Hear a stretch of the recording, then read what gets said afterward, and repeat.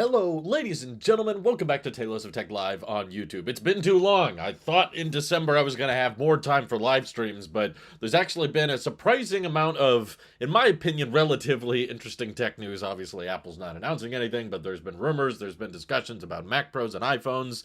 And today, we're kicking off the stream. We can talk about other things, but we're kicking off the stream with Apple's next Android app. This comes from Shrimp Apple Pros, kind of, in my opinion, kind of the new kid on the block. They haven't been around for a long time, but they've gotten a lot of things correct. They were correct about the flat glass on the Apple Watch Ultra. They were correct about the dynamic island and the iPhone 14. That they leaked packaging of it. And now they're saying that Apple is close to releasing an Apple TV app specifically for Android, which honestly, I'm kind of impressed that they haven't released that yet. I mean, there's a decent chance that, I mean, people watch most content on their phones now, but I don't think that necessarily applies to TV shows and movies. I feel like most people that are watching things on their phone are watching TikTok or YouTube or short form content or social media type videos. Not so much like I'm going to sit down and watch We Crashed on my phone now. But they have, the interesting thing is Apple has been pretty harsh, not harsh, but aggressive on pushing the Apple TV app on lots of different devices outside of their own ecosystem. They brought it to Roku's, they brought it to Xbox and PlayStation, they brought it to Samsung TVs, and Apple Music has even been available on Android since 2015. So it's a bit bizarre. Yeah, no, they literally don't have one yet. But yeah, it's not been a thing for a long time, but Apple's been pushing for TV Plus to be available and accessible on devices that aren't Apple TVs. So yeah, according to him, this is what's next. And I think it probably says a lot about how TV Plus is gaining market share. I was definitely wrong with my original projections of it. I just didn't think TV Plus was going to be a big hit. I thought it was very risky of Apple to develop a streaming service where they are purely just making their own original content, just originals, and you don't own any other titles. I thought that was going to be really sketchy and really dangerous, but what I was miscalculating with that I thought wrong on was just the fact that Apple has so much money, right, that they can afford for it to basically run at a loss for many, many years. We don't even know really if Apple TV Plus is turning a profit. I know that there's a lot of great TV shows on it. I've been enjoying it. And as their catalog has grown, there's been more and more reasons to keep TV Plus in your collection of streaming services that you deem is worth it. That's right. Apple Music is on the Xbox One as well. Like iMessage on Android. I'm not as big about iMessage on Android as I think I am. I would have a much easier time switching to Android if they brought the Apple Watch compatibility to it. I don't think that's going to happen, but iMessage people get real uppity on. It's like you don't have to be. Oh, sorry, I put this in the middle because I was streaming with my dad last time. Thank you, Chris. He says hello. Thank you for your Tailosive Tech Pro support, and you've been a member for 15 months. Thank you. But yeah, like we don't know how much money necessarily Apple is spending on the streaming services versus how much money they're raking in, because in my experience, a bunch of people are still getting TV Plus for free through their carriers or through promos. Like, for example, me, I've been watching all kinds of Apple TV Plus shows, and I've still never once paid a penny for Apple TV Plus. So, considering how often they're giving away, I think I saw with the Emancipation movie, they were once again giving away another 2 months of Apple TV Plus for new people or people that don't currently have it. So, there's all these giveaways, all these promos, and all these bundles. Of course, a lot of people get Apple TV Plus with their Apple One subscription. It's hard to really know for sure if they make money off of that, but it seems like they're wanting to push it. And based on the fact that Apple TV Plus in the last round of, Apple subscription price hikes, TV Plus got the biggest price hike out of all of them. Apple Music, I think, just got like 10% more expensive, but TV Plus got like 40% more expensive, which is quite a drastic correction, which we didn't see with Apple Arcade, we didn't see with Apple Fitness. They haven't even touched iCloud storage, which I have been surprised by. I would have thought with all the inflation and with more and more people recording higher resolution videos and with new iPhones taking higher resolution pictures and raw data and all that, I would have thought that Apple would start shuffling around their storage plans, because the iCloud storage tiers have basically been the same for the past, I want to say, 6 or 7 years. But I could see a lot more people maxing out the 2 terabytes. I guess with the launch of Apple One, they have technically given you a way to expand past 2 terabytes. I want to know how many people are actually using that as a reason to get Apple One. I don't actually care about all these services. I just want 4 terabytes of iCloud. We know there's Nick. And yes, correct. Apple Music is finally on the Tesla. It feels weird. I have it on mine. It's just, it feels bizarre to have an Apple Music icon in that user interface. I'm just not used to it, but it's really cool that it's there. I still think not my next big request for the Tesla. CarPlay is probably too big a stretch. It would be really cool to get CarPlay support, but I just don't think it's going to happen because the companies don't necessarily get along that great. Hopefully that changes now that Tim and Elon are talking. But also, Tesla just has to showcase a lot of things on that display, especially with the full self-driving visualizations. That's your blind spot monitoring and the autopilot state. And Tesla would have to put in a lot of work to support CarPlay. So that's too big a stretch. But my next big request is AirPlay. You can bring that to non-Apple devices. That's been on Roku's now for the past couple of years. When I first got my TV, it did not have AirPlay, and then via software update, they added AirPlay compatibility to it. So that's something that Tesla could easily add in the future. That's not as complicated as CarPlay. That's going to take a lot of time and energy redesigning the whole UI to accommodate for all of those stats and information that they bake into the OS. AirPlay, that's easy. That's just a flip of a switch, essentially, that other TV companies have added, assuming the car's in park. But yeah, I would like it if I could just cast my phone screen onto the Tesla display so that I could stream Paramount Plus or Discovery Plus or whatever, or even games or pictures or whatever. But yeah, there isn't a TV Plus app on Android. I was surprised because it would be one of those platforms there's a no-brainer for growth. Yeah, I'm surprised too, especially that, like, Apple didn't take very long to bring Apple Music to Android. I remember them announcing that when they announced Apple Music, and everyone thought that was a pretty big deal. It was 2015, and they were like, yeah, this is our new streaming service, and it's going to be on Android as well. And it's like, wait, what? It's kind of not what we expected. But in my opinion, this is one of the advantages.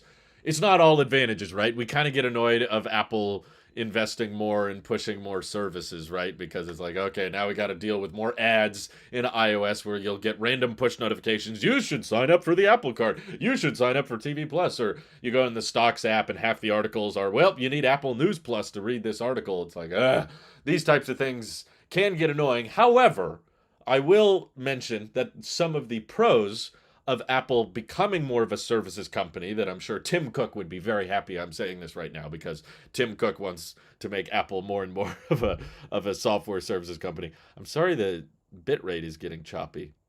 That annoys me when that happens, and I don't know why it happens. But I like the idea that Apple would make more of their revenue passively. That way they can afford lower margins and lower prices on their hardware. And therefore, they don't need to come up with so many locked-in ecosystem features. Like right now, I think they probably don't want to bring the Apple Watch compatibility to Android, which would involve, I think, not only would you have to bring over the Apple Watch app, but you'd also have to bring over the Fitness app, which includes Fitness Plus, I guess. So maybe if Apple felt really passionate about Fitness Plus, you could launch that on Android or Windows, I guess. But the reason they don't is because that would directly encourage a lot of people to say, oh, okay, I can keep my Apple Watch, but I don't have to buy an iPhone anymore. Cool. I guess how many people would have that combo? I don't know. It's kind of be an interesting debate. Or iMessage on Android. There are leaked emails from Apple executives in the past that were like, yeah, we could come up with iMessage for Android, but that would pretty much just cost us a lot of money to own and operate and maintain, because Android's a very large platform, and we wouldn't get any return on that investment because all it would do is encourage people to not use our iPhone. Like iMessage is a very good reason to keep using an iPhone, and if it was available on Android, now there's another gate in the walled garden that is very easy to open, you know. So that's why they don't do that kind of thing. But I will admit, if Apple was making a lot more or most of their revenue every year purely off of software services, then maybe it's not that big a deal if people don't want to buy the new iPhone, or if people want to pair their Apple Watches with their Androids. Um, could you make the argument that, well, maybe some Android users will now buy Apple Watches? So Apple Watch sales might go up, but then iPhone sales may go down because there's less reasons to buy an iPhone at that point. Um, Android's getting TV Plus and the iPad still doesn't have it. I know, right? Isn't that crazy? Tim Cook will be happy with me. I pay him $50 a month. What are you doing, Max? Are you financing your iPhone or what? Like you're paying for iCloud and Apple One Premiere? Because that's $40 a month. I don't know how you're getting to that. I drew what is Apple Android app. It's the Apple TV app, in case you're just joining. Tor Aspen says, what is the difference between Messenger on Android and iMessage on the iPhone? Regards from Norway. Oh, there's like a million little UI differences. I use both pretty regularly. I tend not to use SMS text very often. Um, well, I did use it today. I guess there's a friend that I still keep up with that is on Android. But like for the most part they do the same thing. The problem with Messenger is it's owned by Meta, which means you have to put up with having a Meta account, and that often requires you to see stories in the app, and then um I don't know, people update their it's just a bit more busy to me. iMessage is very basic and very simple. It's very clean, and in my experience it's the best UI for a messaging service. Messenger is pretty good, but it's just kind of where I live, at least in my social circle. It is like the common standard, like if you want to send a bunch of pictures and videos or whatever to a big group of people, and not everyone has an iPhone, then you use Messenger. That it's not that big a deal. Most people I know, honestly, have some form of Messenger communication set up. That's why I never quite grasped the whole Apple is encouraging bullying by not supporting RCS thing. I was like, yeah, I don't really subscribe to that. If you have an Android phone and everybody in your friend group has an iPhone, at least with the friends I have, they're not like, oh my god, you don't have an iPhone, you need to get an iPhone. It's like, oh, they're on Android. Okay, let's switch to Messenger, and everyone goes, okay. Like I don't. It may be different where you live, but I would argue that those people aren't your friends. So, if your friends are trying to peer pressure you into buying an iPhone just so that they don't have to use Messenger or Instagram DMs, or a lot of younger kids these days are using Snapchat anyway. You know, cross-platform messaging services. It's like, okay, if they're mad at you because they don't want to download an app, then that person's just a jerk, and that person's going to be a bully whether you have an iPhone or not. That's just not a good person to be around. Um, might have been talking about the Google Messages app. Who's talking about it? I don't know. I've not used the Google Google Messages, but I know a lot of people that use Messenger. I think in previous studies, I had seen that Facebook Messenger was the most popular messaging app in the United States because, yeah, iPhones are popular, but only iPhones are using iMessage. And then once you account for a lot of iPhones are still using Messenger and a lot of Android phones are using Messenger, that's basically why Messenger is the biggest one. Um, you should look at the trade-in prices for Apple. It's crazy. Well, I've seen them before, but what is it crazy how low they are? But I mean, I've talked about that before. Trade-in value is not meant to compete with resale value. I think that's a big misconception. You're not supposed to be like, well, I could sell it for much more. It's like, well, that's not what Apple's doing. Apple's not buying your used iPhone and then just holding it up. Well, who wants to buy this one? They're not posting it on Facebook. They refurbish it. They take it down. They tear it apart. They recycle certain parts and they replace other parts and then put it on certified refurbished, or just completely scrap the entire thing and only some of the parts get to be reused or melted down for something else. Of course they're low. Like that's the point. The only point of trade-in value is to let you know don't sell it for less than that. That's the bare minimum. And trade-in is meant to be quick, simple. You don't have to find a buyer. You don't have to meet with the buyer. You don't have to ship. You don't have to worry about, oh, is he going to ask for a return? No, trade in is just very quick, very simple. You walk in, you hand it to him, boom, you get the credit right away. So that takes less time and less thinking, but yes, it means you get less money back for it. But that in general is just how all things work. I mean, you're going to be able to sell your car probably for more than what the trade-in value of your car is. Um, let's see. One thing that's annoying is that sorry, hold on. One thing that's annoying is that as Android users receive those X reacted to messages whenever the iPhone user reacts to our messages. Lucky Google created a workaround for it. Yeah, I saw that. I did think that was clever. For the record, I'm not against Apple supporting I'm not against them supporting RCS. I would be fine with it if they did. I'm just saying this is one of those situations where it's like Apple has very little to gain by supporting it in the first place. So they're not putting much attention toward it.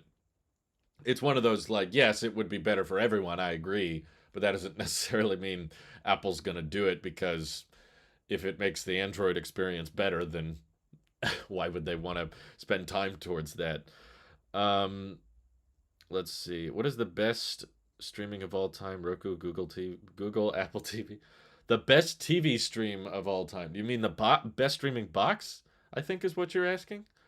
Uh, I don't know. I mean, the Apple TV has the cleanest UI, and I really like the Siri remote, the new one. It's probably my favorite TV remote of all time. But I still don't like the price of the box, and I still don't like that you can't buy a TV with tvOS built into it by default. I still really love the simplicity of my old Roku TV, that the Roku was just baked in. It wasn't a stick, it wasn't a little TV box. It was literally just you turned on the TV and that's how it was. I'm sorry, this choppiness is really bugging me. I want to see if I can pause it and resume it, and if that fixes it. Okay, I don't know if that'll fix it permanently, but continuity camera, it's just getting spotty. It's just getting like, oh, I haven't had much experience with Android TV. I think some of my in-laws had a NVIDIA Shield, which I believe ran Android TV. Um, According to It's Worth More, my MacBook Pro 16-inch M1 Max 10-core, 32-core GPU, 64 gigs of unified memory, 1 terabyte SSD, flawless with pro apps, which cost $4,800, is now worth $2,400. What gives? Supply and demand, I guess. I don't know who It's Worth More dictates pricing for, but if not that many people are willing to buy that specific configuration, then it's not going to be worth that much. Apple will support it, but they're going to drag their feet on it. I don't think they're. Is there laws being passed on that yet that are like Apple has to support RCS? I don't know if the EU has gotten on that yet. Um, why is the Chromecast with Google TV only 40 to $50 while the Apple TV is over $150? I think it's partly because the Apple TV has a probably much higher end silicon on the inside. They kind of were designing it to be able to play games. Google also tends to sell things at a loss. Usually Google's best devices are the ones they sell at a loss. So I don't think Google's trying to turn a profit with the Google TV. They're just kind of trying to maintain market share. Um, but yeah, Apple's definitely more the type of company that will charge that much because they know they'll get it. And Google has a harder time, I guess, convincing people to buy it. I don't know. I've heard mixed things about the Google TVs. I've never tried one myself, but um, Mike says, I've liked Apple TV more than Google Chromecast. Haven't tried Fire or Roku. I did use Roku for several years, and I think it's fine. It's just, there's so many advantages to having. I don't know how Google TV works, but what I love about my Apple TV is the fact that it actually keeps apps running in the background. It has memory, which my Roku did not. I don't know if the newer Rokus do this, but with the Apple TV, I can press power on the remote, and the TV will instantly remember what I was watching. It'll continue playing the YouTube video that I turned off last night, or the TV show that we wrapped up on. It'll still be in the app, and then I can activate multitasking and swipe back to a different app, and it is paused at the last TV show that I was watching with that streaming service. Whereas Roku had to kind of boot up like for the first time every time you turned on the TV on, turn on the TV on. Sorry, but the first time you turned on your TV, it would have to relaunch the app, and then if you went back to the home screen and opened a different app, it would have to relaunch again. There was basically no multitasking. It was like, I don't know how much RAM my Roku had, but it was very small amount of RAM.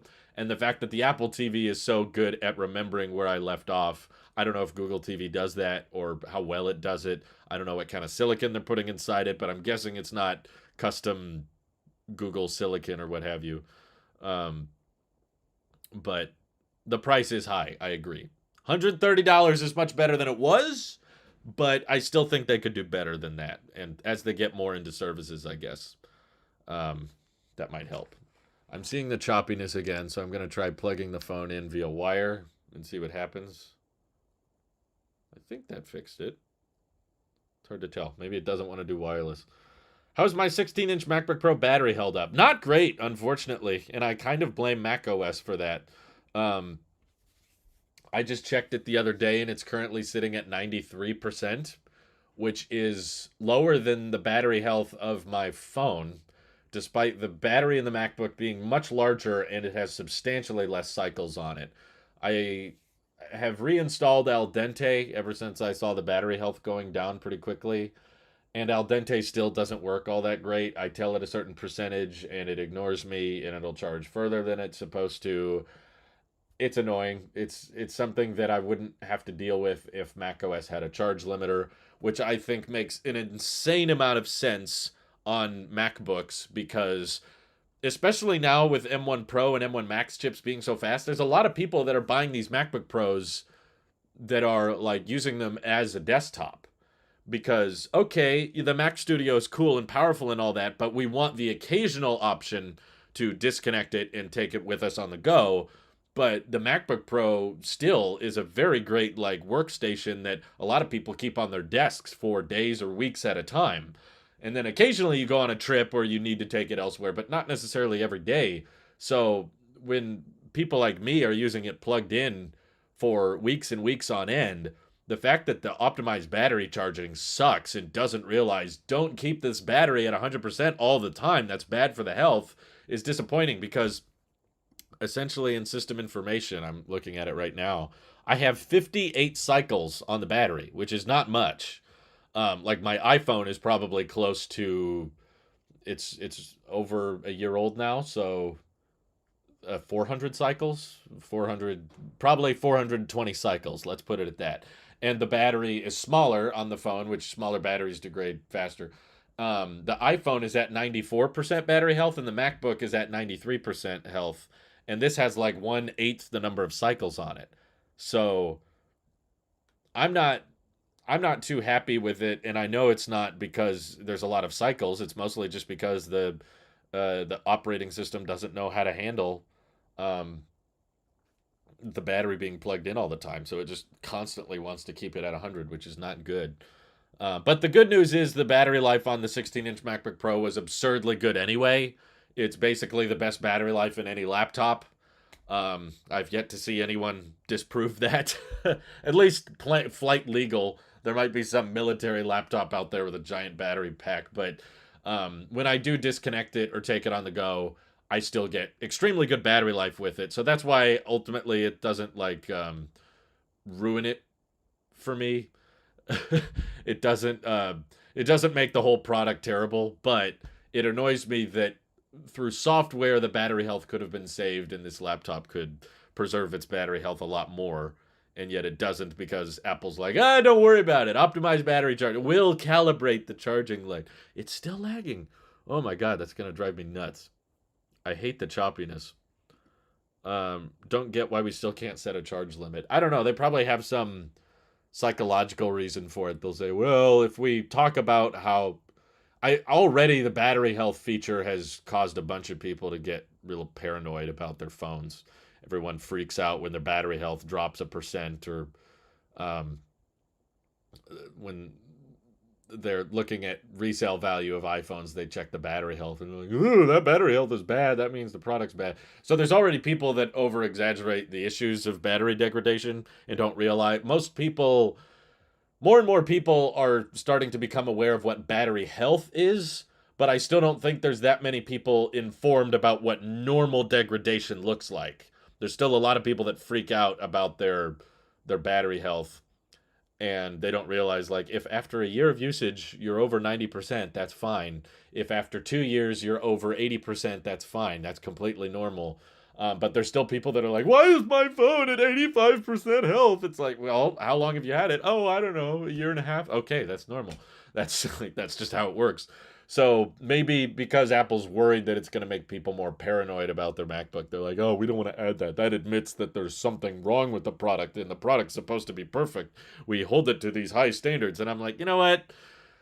It's a MacBook Pro, okay? This is a tool. This isn't just an everyday consumer type thing. You should give people more control, and I shouldn't have to download buggy, crappy third party software that's asking me to pay extra for more features all the time. Um, so yeah, I'm still very much in favor on pretty much if you have a wish list for any Apple products. Doesn't matter if it's AirPods, Apple Watch, iPhone, MacBook, iPad. The first thing I'll say is charge limiter. There's a very simple way to implement it in the UI that's not complicated, that's not confusing. Just having a little dot, just like I have for my car, that I can scrub and just say charge to there would be fantastic and would preserve the battery health a lot.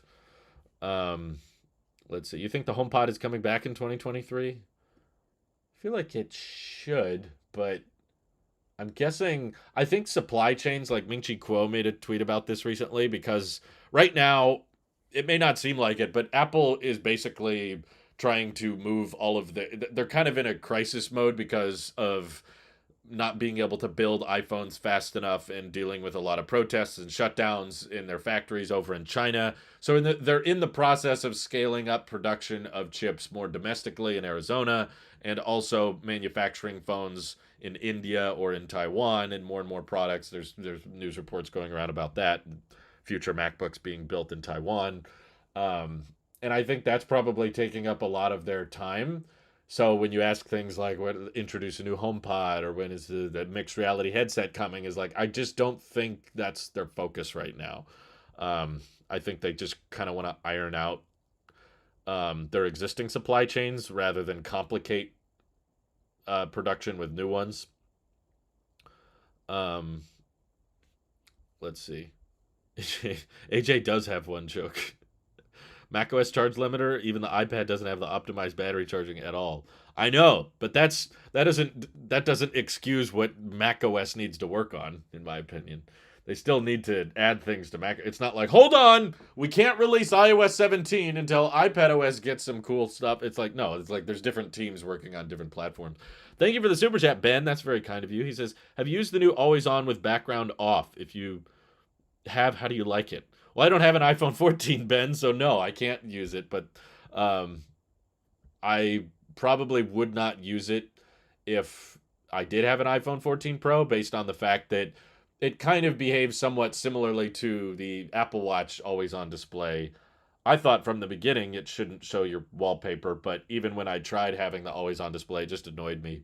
I'm not one of those people that likes being able to glance at the display without touching it and seeing the time. Maybe it's because I have a watch. When you have a watch, you don't really need your phone to constantly be displaying the time, even when you're not looking at it. To me, that just wastes battery life. Um, Elizabeth says, my battery health went down faster by using a third party brick. Has anyone experienced something similar? I don't know how you officially test that. I mean, no, I have not experienced that myself, but do you have two phones that were both bought at the exact same time, and you plugged in one with the first party brick and the other with a third party brick, and then use the same number of cycles on both phones? Like, how do you know that it went down faster, I guess, is my question. Um, why is that only on the 14 series? Well, because in Apple's logic with the always on display, um, no, it didn't go to 13s. You could technically add it to any phone. I remember my cousin had an Android phone back in 2014 with an always on display, but it wastes more power because um essentially for Apple to justify having it, they needed the refresh rate to go down to 1 hertz. or Hertz, sorry. Someone corrected me. It's named after a guy named Hertz, so you say Hertz even if it's one. The Z is not plural. It's just whatever.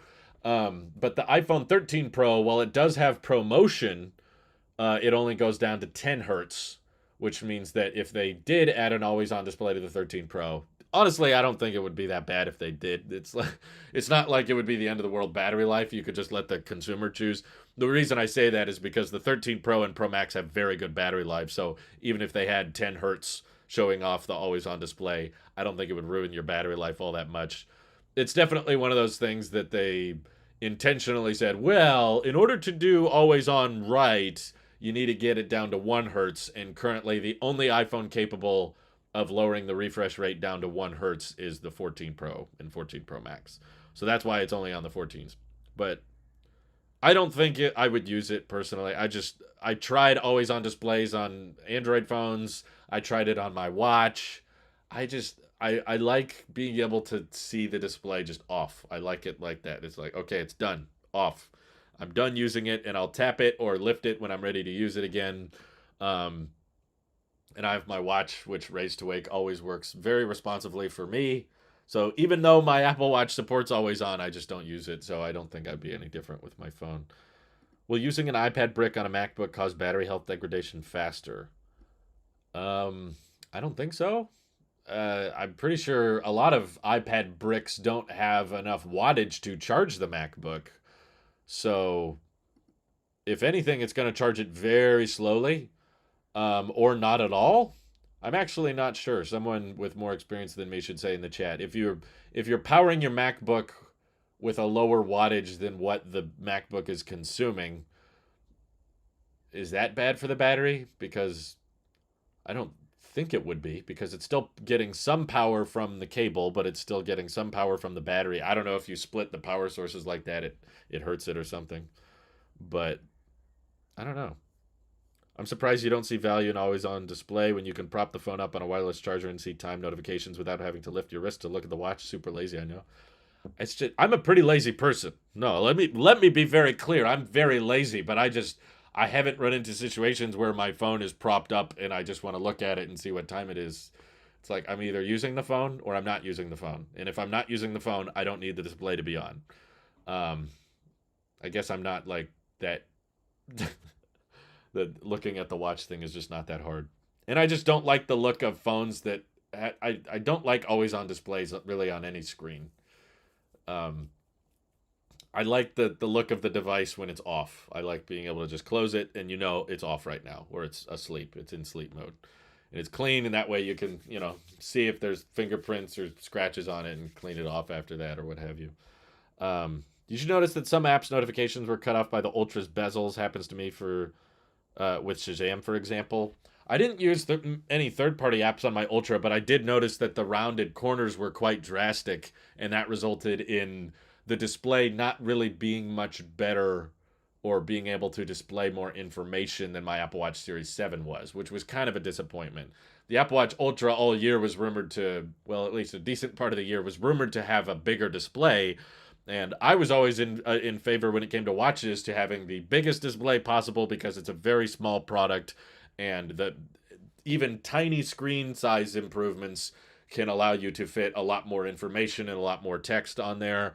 So I was all in favor of like, okay, cool, Apple Watch Ultra, it's going to have a big old screen and you can read more and do more, have more options, have more buttons. But once I had them side by side, those rounded corners definitely cut off a lot of text. And there was even situations where, because the Series 7 was more square and the corners weren't that drastically cut off, it actually ended up being able to display text better in certain circumstances than the Ultra did.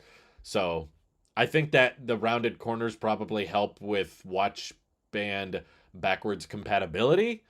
I don't think that it was necessarily a bad idea. It's just something that I noticed when I switched to the Ultra, is it didn't feel like the screen was bigger. Even though it technically was, the rounded corners just kind of ate into any of that added screen space you got. If only MacBooks had bypass charging, that would be a game changer. I don't even know what that is. I hope they bring more customization in iOS 17. Would be nice to put apps wherever I want. Kind of miss this from Android. Yeah, some people have a very confident, passionate opinion as to why they think it should be that way. But the point is, like, people with a lot of time on their hands can already put their apps wherever they want with the negative space apps, and it just takes a lot of time. And I'm like, okay, Apple, I know you fought for that one for a long time, but it's still kind of a dumb thing now. I mean, people, well, that's unique to iPhone. There's a bunch of things that were unique to iPhone until they weren't, until Apple just is, people were saying that about picture in picture for years. I think I even said that for many years. I recall saying, I tried picture in picture on Android, and it was hard to find a sweet spot because the phone display is so small and the UI is so condensed that anytime I try to play the video elsewhere, um, it would be in the way, and I'd had to constantly be moving it. So I was like, I understand why Apple doesn't do it, and then the following year they added it. And they're like, okay, fine, we'll just do it now. It's one of those features. It's like, yeah, at any time Apple might just roll that out. They'll find a simple and intuitive way to let you put apps anywhere that's not too confusing. Bypass charging takes it directly and bypasses the battery completely. Really? I thought we already have that. Because there's all kinds of situations. Like right now, when I click the battery, it says power source, power adapter. Battery is not charging. So there's all, I don't know what that's doing, but I've been in situations where the MacBook has power, it's plugged in, but it's pulling all of its power from the power adapter. At least that's what the UI says. And the battery percentage will actually go down because over time, it's not being topped off. What's your schedule going to be during Christmas with your live streams? Well, the Christmas thankfully falls on a weekend this week. So that means I typically don't work Saturdays and Sundays anyway. I usually spend that time with my wife and friends and family. So nothing really should change, honestly. I plan on just working up until Friday, and then Merry Christmas, and then we'll go back to work the following Monday, I guess. So nothing should really change, luckily. Let's see. Air power in 2023. Yeah, that's right. Joey says, I wouldn't use any third-party charging accessory that Apple doesn't mind selling on their site. I don't think it's that big a deal. I don't really see proof that third-party bricks are going to hurt it that much. Okay, Elizabeth says, I used a third-party charger because it has 2 plugs charging iPhone and watch for 6 months. It went from 98 to 92 in 6 months. That's very normal. I'm just saying, how do you have proof that it wouldn't do that with the first-party charger? There's all kinds of things that go into battery health, and it's not just dictated by the brick. It's dictated on how often the battery gets to 0, how often it's kept at 100, even temperature.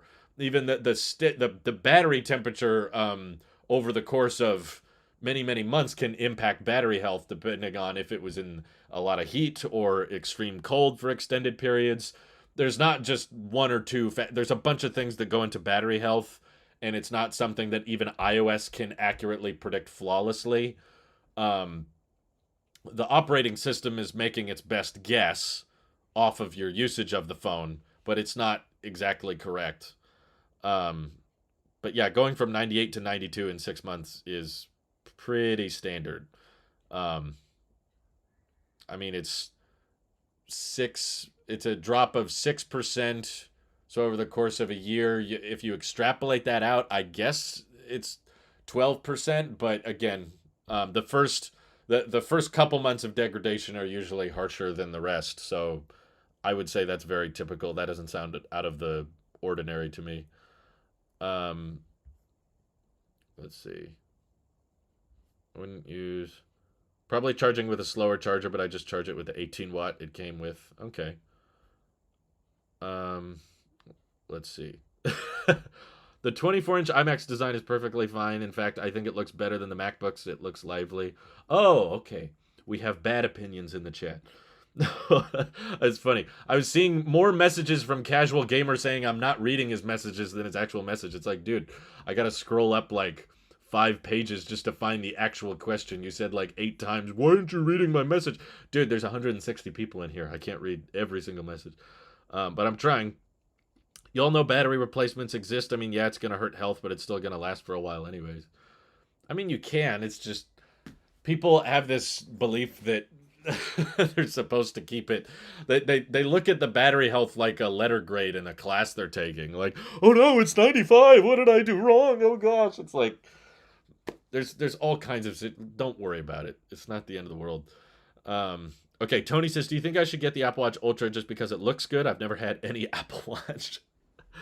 My gut instinct is no. That to me, based on the mindset you're pitching me right now, I get the impression that it looks good on a website and you like it in pictures, but that's the kind of tech interest that is short lived. You buy it, it's cool, you enjoy it, but then you kind of forget about it after 2 weeks. I'm not trying to say you shouldn't buy the Ultra, but I just don't think you use the word just because it looks good. And to me, that makes me say, I don't think just purely for aesthetic. I mean, I don't know your financial situation. If you're a millionaire, sure, why not? Who cares? No big deal. Um, if you're fine with 2021 iMac designer loving it, you better get out. That's right. Thank you, AJ, for making a joke that's not about Renee Ritchie. I've noticed if you use the sleep schedule on an iPhone, optimized charging works a bit better since it knows when you're scheduled to wake up. That's the thing, is like not everybody's going to use that because sometimes I'm just taking a casual sleep, especially in the holidays, and we're just taking things easy. I don't want to have to change my sleep schedule on the app every time so that it knows, and then I got to hear about, well, that's under 8 hours. It's like, well, I don't care if it's under 8 hours. I'm just going to be staying up late anyway. I don't know when I'm going to go to bed. I might go to bed at 9. I might go to bed at 11. If you have different varying schedules, it creates this extra work opposed to just a charge limiter that you could just be like, boom, charge it to 80% unless I tell you otherwise. That's how it works with my car. I charge it to 69% actually because I have more range than I need. And I would probably feel similarly about the iPhone. There's a lot of situations where I am not getting the iPhone down even below 40% most days. And that's with 94% battery health. Elizabeth says it went from 100 to 98 in 14 months. That's really good degradation, but I also just don't lack of degradation. But I also just want to remind you that iOS doesn't get it exactly right. It's guessing, and there's other factors that go into the battery health. It's not just what brick you used. It's if you kept the iPhone between 20 and 80% and within more reasonable temperatures for extended periods of time, that's going to help battery health more than if it went below 20% frequently. But thank you, Ethan Dabish, for 12 months of Tailosive Tech Plus. Hello, all. Glad to be here for a year. Wow, very generous of you. You got the M1 chip next to your name. Nice. Congratulations. Hot take, but they should discontinue AirPods Max. I'm mostly saying that because I bought them and I don't want to regret it once they release one with USB-C. Whoa. Okay, Isaac, with your selfish wishes. This happens in the car community a lot, especially with Teslas. People want to buy their car and then immediately they hope all the prices go up and the product gets way, way worse so that they feel like they got a good deal on their car. Don't be like that, man. Come on. We don't have to be selfish. I paid a lot for my car, but I'm still very happy that there's discounts going on and price cuts might be coming. Like, I want people to get a good deal. Just because I bought mine for a certain price doesn't mean I want everybody else to get ripped off. That doesn't make sense. Come on now. I don't want them to discontinue AirPods Max. I just want them to fix it, either through Type-C or a better case, a better price would be nice, better included accessories and all that. Um, let's see. Will you get your 14 Pro Max again when the new colors come in March? No. I don't think I've gotten new iPhone colors mid-cycle since 2017. I think or no, it was 2018. I think I bought the product red iPhone 8 Plus just because it came out and it was cool. And I can't remember. I think my wife or well, at the time, girlfriend, we weren't married yet, but at the time, I think she needed a newer phone or something. So I was just like, sure, I'll try out that. Plus, I really, I love product red. Maybe I'll consider buying the 14 Pro Max if it came in product red. But knowing how they paint the stainless steel, that's probably not going to happen. But back then I bought it. I don't have it anymore, though. I think we sold it. And I don't know. You get like 1 or 2 videos out of it. It's not really worth it. Yeah, the bra case has to go. I agree. We don't need that anymore. We'll probably get some new colors come March, though. That's true. I just switched from iPhone to Samsung Galaxy. I love Android more than iOS, but I enjoy your vids because it gives me a different perspective. Well, good for you, Drop G. I'm happy that you're enjoying it. I hope it continues to work well for you. And I applaud you for being open to other perspectives because we basically hardly ever talk Android on this channel. Um, Again, the Ultra Watch battery optimization is great. I'll put it on a charge every night. It will not charge above 80. I have to wear it for 2 days before it'll fully charge. They can do it right. It can, but again, there's variances. Sometimes you go on trips and your charge cycle is going to be a little bit different. And I have had Apple Watch optimized battery charging work well, but I've also had it not work well in situations where I wish it would. Just leave it by default if you're worried that it's going to be too confusing, but just baking in an option for people who know what they're doing, I don't think is that bad. How much more rugged is the Apple Watch Ultra over the regular? I work as a photographer in a lot of rough places and I want one. Is it worth the extra money? I mean, it's tough, I'm sure. It's made of titanium and it's got the sapphire infused glass, but you can get that on the Apple Watch Series 7 for a lot cheaper. So I personally, this is funny because one of my cousins actually got the Apple Watch Series 8, which I'd never seen before, but she was like, "Oh, look what I got." And I was like, "Whoa, that's the first Apple Watch Series 8 I've ever seen in the wild." But that I know of. The truth is you can get certified refurbished Apple Watch Series 7s with stainless steel, which is very durable, and the sapphire infused glass, and that's what I've been wearing for over a year now. Um and my wife is still using an Apple Watch Series 3 with stainless steel, and the glass still looks flawless. That watch is going to be, oh my God, 6 years old next year. It's over 5 years old now. It's like 5.5 years old. It's coming up on 5.5 years old, and the glass still looks perfect. There's no scratches. Steel can collect little micro scuffs, but you can polish it out. It's not the end of the world. It's just cosmetic stuff. And with the oil smudges and fingerprints you get on the steel anyway, it's not a big deal. But I literally have like scratched steel Apple Watches against rock and metal, and like we've had times where I'm walking with my wife and we'll bump watches where both of our watches are scraping against each other and they still look fine. It never does anything. So I'm sure the Ultra is technically more durable. I think it's a bit more dust resistant. I think it's more water. I know it's more water resistant. So the Ultra definitely is durable, but if you're asking, is it worth the extra money? I would say you have to ask yourself if the battery life is really worth it, because that's probably the Apple Watch Ultra's strongest argument. There's a lot of cool features the Ultra has. Like the dual frequency GPS makes the your running or hiking data more accurate. The battery life is basically twice that of a regular Apple Watch, which is really good.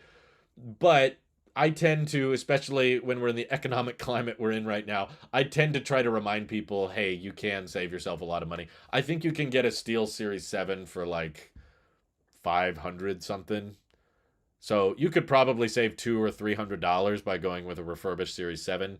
Now the battery life won't be as good, and the frequency of the GPS tracking won't be as accurate, and but it will look a lot cleaner, in my opinion. I think the Series 7 looks better than the Ultra. Some people prefer the look of the Ultra. I'm not one of those people, but I'm happy they have an option now. Um, so it's ultimately comes down to you, but I would not consider buying a stainless steel Series 8. Don't do that. Don't really buy any Series 8, in my opinion. It's not worth it. Um, how to make the tech community angry? Buy the Series 8 and post it on social media. Yeah, that's a good one. I agree. Or buy a heavily specced out M2 MacBook Air. Get like a 2 terabyte MacBook Air and post it on social media. People will be so angry. Do I get rashes when you wear when I wear my watch? I don't think I ever have, but I've seen it on Reddit. On Reddit, occasionally someone will make a post about how their Apple Watch doesn't feel right or they left a rash behind, but it's never happened with me. It's annoying when I have a trip and I have to wake up at 3 a.m. and my phone is only charged to 80%. Not Apple's fault, of course. Well, it kind of is, because if they gave you a charge limiter and you just had an adjustment that said charge to full, you wouldn't have to hope that optimized battery charging gets it right. Or go into the sleep app and adjust your sleep tracking stuff. Um, let's see. Will you review the Google tablet that is coming next year? If enough people ask for it, I've reviewed Android stuff in the past and it usually doesn't get that much attention or views. So it's a headache for me. I don't like reviewing stuff that I don't want to use. And I have no interest in trying an Android tablet because honestly, my iPad can't even win me over. And I think that's probably a way better tablet than whatever Google's going to release. I think I saw the docking Pixel tablet on Facebook Marketplace somewhere. Did you guys see that? Someone posted it. It's like $400. It's like a Google prototype, and then someone was just selling it online. I was like, oh, great. That makes sense. If you set an alarm, it will change to 100% for that time. That's good. I'm glad it does that, but I don't want to have to set an alarm for it. I'd rather it just be in a charge limiter. Because people don't know that, right? Like a charge limit is exactly what it says it is, opposed to finding out online. Well, I need to set the alarm, and that will adjust the charge. It's like you don't always know that. Also, sometimes people set alarms on other people's phones. Like for my use case, um, if my wife and I have to get up early, she's going to set an alarm on her phone, so I don't need to also set an alarm on my phone. Typically, maybe you should as a backup or something, but or some people just have dedicated alarm clocks and that's their alarm. And if you're setting it on someone else's phone, that's not going to adjust the charging speed of your phone. So I don't know. I don't think it would be that hard to add, but I'd be very grateful if it was there. Um, let's see. Choosing music as far as Android goes, the Galaxy S21 is going for, whoa, 229 right now, which is a great deal, but the iPhone 11 or 12 will be better if your friends use iPhones. Oh, what were they asking? What about Android? Was that the question? What about Android? What about it? Yeah, you can find. I'm surprised. Where did you see the S21 for 229? Is that from Samsung? That's impressive if they can get it that low, but I guess you're getting less years of software support. Um, I have to get up at weird times. I know it happens to me too. It's just life gets busy, life gets weird, and I think a charge limiter would be a lot simpler. A lot of people probably wouldn't even think about it, and they would just leave on optimized battery charging. But for people that know about it, it would be very useful. Don't review the Pixel tablet; it'll have white bezel. Yeah, you kind of know how that review is going to go. I feel like I can give you my opinion of the tablet without buying it. Like I don't need to buy it, unbox it, use it to tell you that yeah, I don't think this is worth it or this isn't a good deal. I don't think I need to do that. I think I could kind of look at it and just be like, okay, I get it, whatever.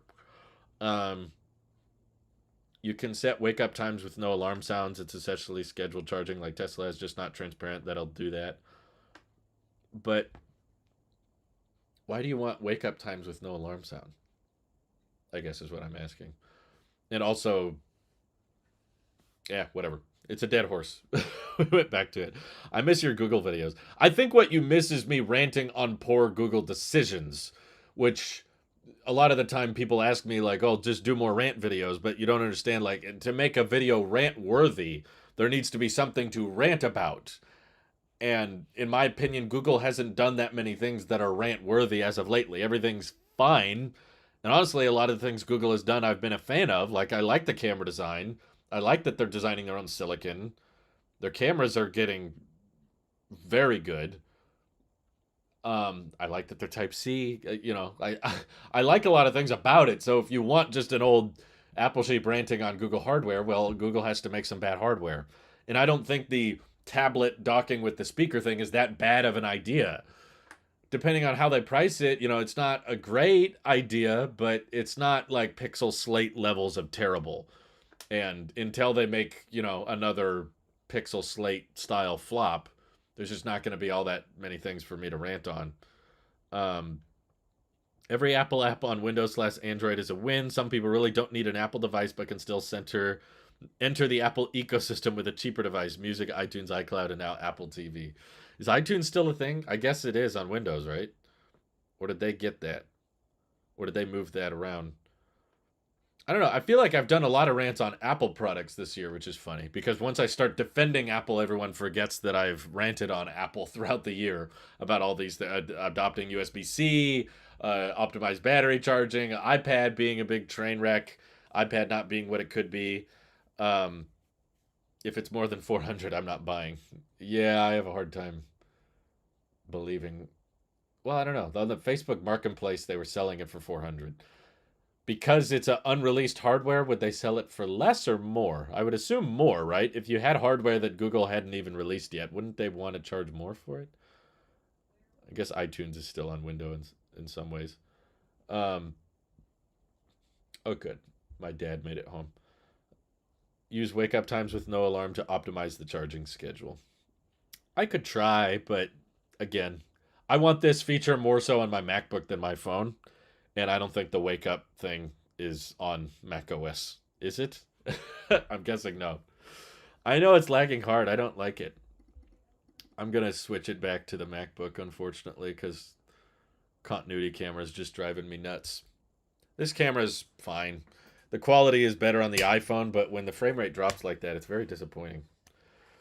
It just works. Am I right? See, it still thinks it's connected to Andrew's MacBook. But yeah, I would rather the frame rate just be smoother. Clock app on macOS. Just mute everything and sleep in.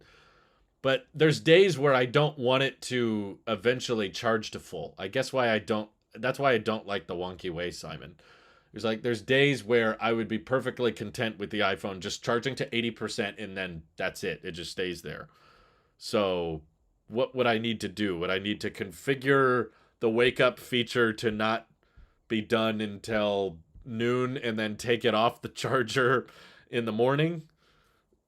I don't know. It's just a wonky way that I think they're, even if there is some backdoor way of doing it. I mean, I could set my alarm and try to figure out exactly when I go to bed each night. I could do the math and figure out when is my phone going to be at 80%, wake up, disconnect it, and then go back to sleep. I could do wonky things, but the charge limiter is just about keeping it simple and easy to understand.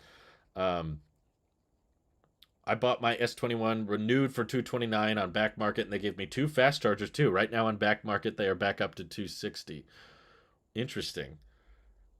Yeah, that's a pretty recent man, that Android resale value never ceases to amaze me.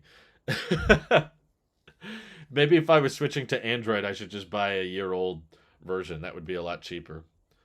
I've heard of the back market. I haven't bought anything from it, but just tell your Mac that you sleep forever.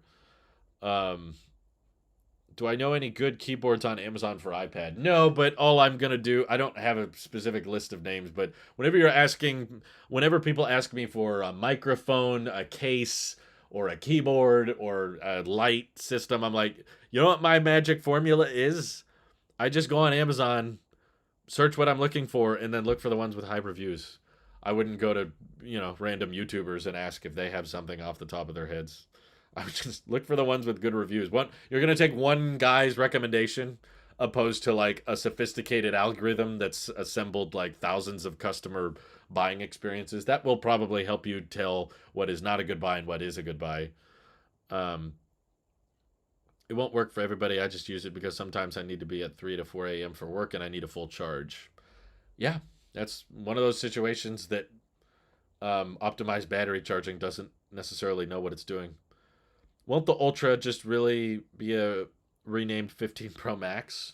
Hypothetically, we don't know what they're going to call it yet. I mean, a lot of people get naming wrong with iPhone and Apple products in general. People get wrong a lot of the time. Like we thought the iPhone 14 Plus, a lot of people thought was going to be called the Max because Apple hadn't released a Plus iPhone in a long time, and they had introduced all these Plus services. So we thought, oh, iPhone 14 Max. It's a full size, but not a Pro. And then it ended up being 14 Plus, and we were wrong on that. So there's totally a chance that we all think we're going to get an iPhone 15 Ultra. But I was actually thinking about that the other day. I'm like, okay, they've introduced Apple Watch Ultra. So rebranding the Pro Max to just Ultra. On one hand, I like the idea of smaller syllables. It's easy to refer to. I got the Ultra iPhone. You only have to say that, and people know what you're referring to, rather than I got the iPhone 15 Pro Max. That's such a... I never liked the Pro Max terminology. I just call it Max. Smaller letters, simpler. As long as there's only one Max, then it's pretty simple to remember the naming scheme. Um, which we thought there was going to be another Max, but then they called it Plus. So I'm in favor of iPhone 14, 14 Plus. That's fine now that we have it. And then iPhone 14 Pro, iPhone 14 Max. Why do we need to say Pro Max? That to me is annoying. Extra words that don't need to be there. So on one hand, I like it, but on the other hand, I was thinking about the unveiling and kind of how Apple markets their iPhones on the website. They tend to keep things pretty separate. Like when they unveiled the iPhone regular 14, they were like, here is iPhone 14 and 14 Plus. And then they talk about all the features of those two iPhones. And then they're like, okay, but we're excited to take the iPhone 14 even further, and here's blah blah blah to tell you more. And then we come over today, we're talking about iPhone 14 Pro and 14 Pro Max, and they unveil both sizes for the two tiers. If you have Ultra and then you have Pro, I'm sure they can find a way, but it definitely would make the marketing probably feel a bit more confusing. It's like, okay, here's the iPhone 15 and iPhone 15 Plus. And then if you want more, here comes someone else who's going to present. And then you pan over. Here is iPhone 15 Pro and iPhone 15 Ultra. So what I don't know. Maybe it makes sense if they're going to end up unveiling like more camera exclusive features to the Ultra, which has been rumored. And I know people don't like that, but it's just inevitable. When you have a bigger phone, you can fit better hardware in it. I know you guys don't want it to be that way, but keep in mind what you're advocating for isn't necessarily find a way to put all of the Pro Max or Ultra features into the small phone. A lot of the times it's just flat out not possible, and you just have to say, nope, we can't do that. Sorry. And in those situations where they're at a crossroads, and they realize, okay, this is possible to add to the larger phone, but it's not possible to add to the smaller phone. Are you going to say, okay, well, then the larger phone just can't have that feature? Or are you going to go ahead and say, well, that can be an exclusive for the bigger phone?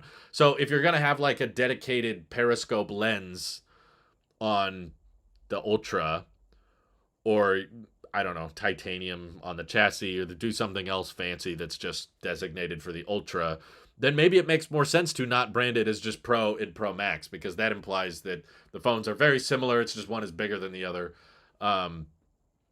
Whereas if they start coming up with a lot more features that are just on the bigger phone, maybe keeping the name Pro doesn't make as much sense. Casual Gamer, thank you for the super chat. He says, didn't intend to come off as ticked off with my message. Gonna keep loving the 24-inch iMac, though. That's okay. I appreciate the donation. It's cool that we got all these snow effects with it. It's just, if you're not getting your question answered, for one, we don't recommend spam, so please don't just like write the same question over and over again, just the exact same way. But if you're asking a question and I'm not answering it, you could try wording it a little bit differently. Because if you just say, why don't you read my message over and over again, that doesn't help, because now I got to scroll up in the chat to find it. And just understand there's a lot of people here, so I can't read everyone's message. Mega Max, that's the next thing. I want to see a 49mm regular Apple Watch. They probably could do it. Just keep in mind it's going to tick off everyone when watch bands aren't compatible anymore. And I was honestly very impressed that they kept the watch band compatibility with the Ultra. The Ultra is quite a bit larger than the regular Apple Watch, and yet you can still use your old watch bands with it. Apple's usually the type to move on from older standards, unless it's Lightning. But the fact that they've kept the band compatibility for this long is quite amazing. iPhone 15 Pro Max and iPhone 15 Ultra have the same amount of syllables, though. But I guess it's not syllables. What I'm trying to say is it just takes longer to Ultra, Pro Max. It's like two separate words, and I think it's less letters. And there's definitely not two. iPhone space 15 space Pro space Max versus iPhone space 15 space Ultra. I don't know. It's simpler. Let's just say I'm glad they didn't call it the Apple Watch Pro Max. That would have sucked. Wouldn't the Ultra make it seem like it is better than the normal Pro? Yeah, But I think that's the intention. I think they would want it to be. They would want to convince you that buying the Ultra is worth it over the Pro because it has some kind of features with the camera or the display or the battery life that you don't get on the regular Pro. Um, Mega Max. I hate the Pro Max size, but if the features talk to me, I will cave. Yep, and I think Apple knows that. I think that's the point. Like, obviously, it's really cool when you don't have to compromise on the features on the smaller model. That's why so many people love the 12 and 13 mini. You can get a lot of flagship features on a very small phone, basically smaller than any other flagship Android you can get these days. Do you think they're going to name it iPad Ultra?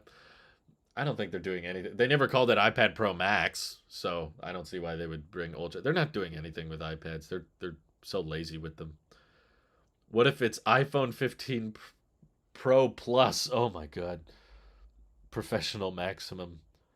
Just call it iPhone Max 2023. Yeah, I would be in favor of that. Just going by the year, because these numbers are going to get old as time goes on, as we start getting into iPhone 17 Pro Max, iPhone 18, and I actually think what Samsung did with the naming made a lot of sense. They just dropped the 20 because that's kind of redundant, but they just name it based on the year. So at the beginning of the year, you get the S21 because it's the year 2021, and then you get S22 because it's the year 2022. I thought that made a lot of sense. That was very simple. Just go by the model year. That's what we do with cars.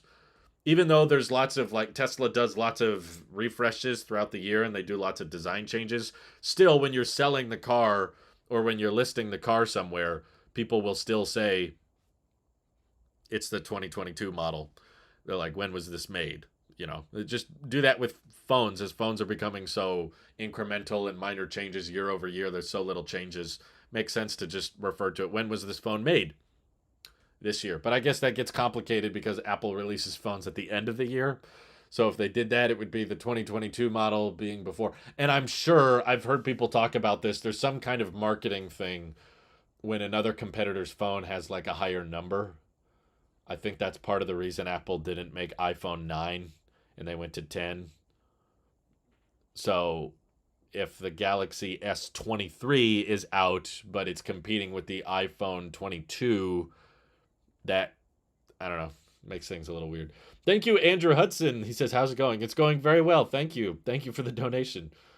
I guess most iPhone users already have multiple lightning cables. Well, probably, but they likely already have USB-C cables too. I don't know what that discussion was about. The Mini is awesome. My son has the 12 Mini and I still hold it and want a Pro version of it. I agree. I tend to side on I just don't think it's possible. Or if you did a Pro version of it, it would be substantially worse battery life to fit a camera that big. Yeah, right. Like Deepak is saying. You have the Tesla Model Y or the BMW X3. Or Toyota has the BZ4X. I hate that one so much for so many reasons. Samsung somehow made it with the S series. I don't think the S series actually sells that well based on data I've seen. It's like Samsung's mid-range phones sell way, way better, but they still don't sell at the same volume that iPhones do. I don't know how to say this, but Rogowska says, I don't care if it has USB-C or Lightning. I want faster speeds. What I would pay big money for is Thunderbolt and DeX mode. Hooking up iPhone to a dock and use it as a desktop would be amazing. I agree, and they could have upgraded Lightning to 3.0 because they did that back with the 2017 iPad, and they just never brought that to the iPhone. They kept Lightning, which is why I hate it when people say, what if a better port comes along that's not USB-C? I'm like, guess what? A better port than Lightning did come along, and they still didn't switch to it. So I'm pretty sure if it weren't for the EU law, unfortunately, there's a decent chance that Apple would have just kept Lightning in its current state at 2.0 speeds indefinitely. Because they just would argue, oh, 3.0 is not that much faster and people aren't going to use it. So we'll just keep it as Lightning 2.0. And because of their argument of we don't want to cause e-waste, they probably would have just kept the Lightning port. I don't think they would have gone portless. I think they don't have the confidence to do that. They know it would tick off a bunch of people and a lot of people would get angry about it. And it would cause a bunch of e-waste, so they'd probably just keep Lightning around for a very, very long time. Am I going to upgrade to the 15 Ultra? For me, it has USB-C. I will definitely upgrade. It's all dependent on me on how the product is. So all of this past year, I had kind of already decided I'm not upgrading to the 14, but I think that was irresponsible because I didn't know what the 14 Pro was going to have. I just knew that I loved my 13 Pro so much and I couldn't visualize them doing anything different. And I felt like we had all the leaks and rumors and they were probably going to be accurate. And a lot of them were wrong. You know, the price didn't go up and the dynamic island totally came out of left field.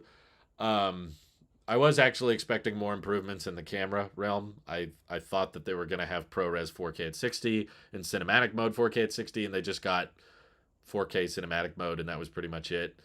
And the RAW supported for photos, but I don't use that. I wasn't really looking forward to that. Um, so I'm no longer going to decide whether or not I will keep or buy or upgrade before the product comes out. That's my new standard going forward. So when people ask me that, like, are you going to upgrade your iPhone? It's like, we'll see. If it gets to the point where for some reason my 13 Pro is just completely dying on me, I don't know, the battery health degrades extra quickly or the software just gets extremely buggy.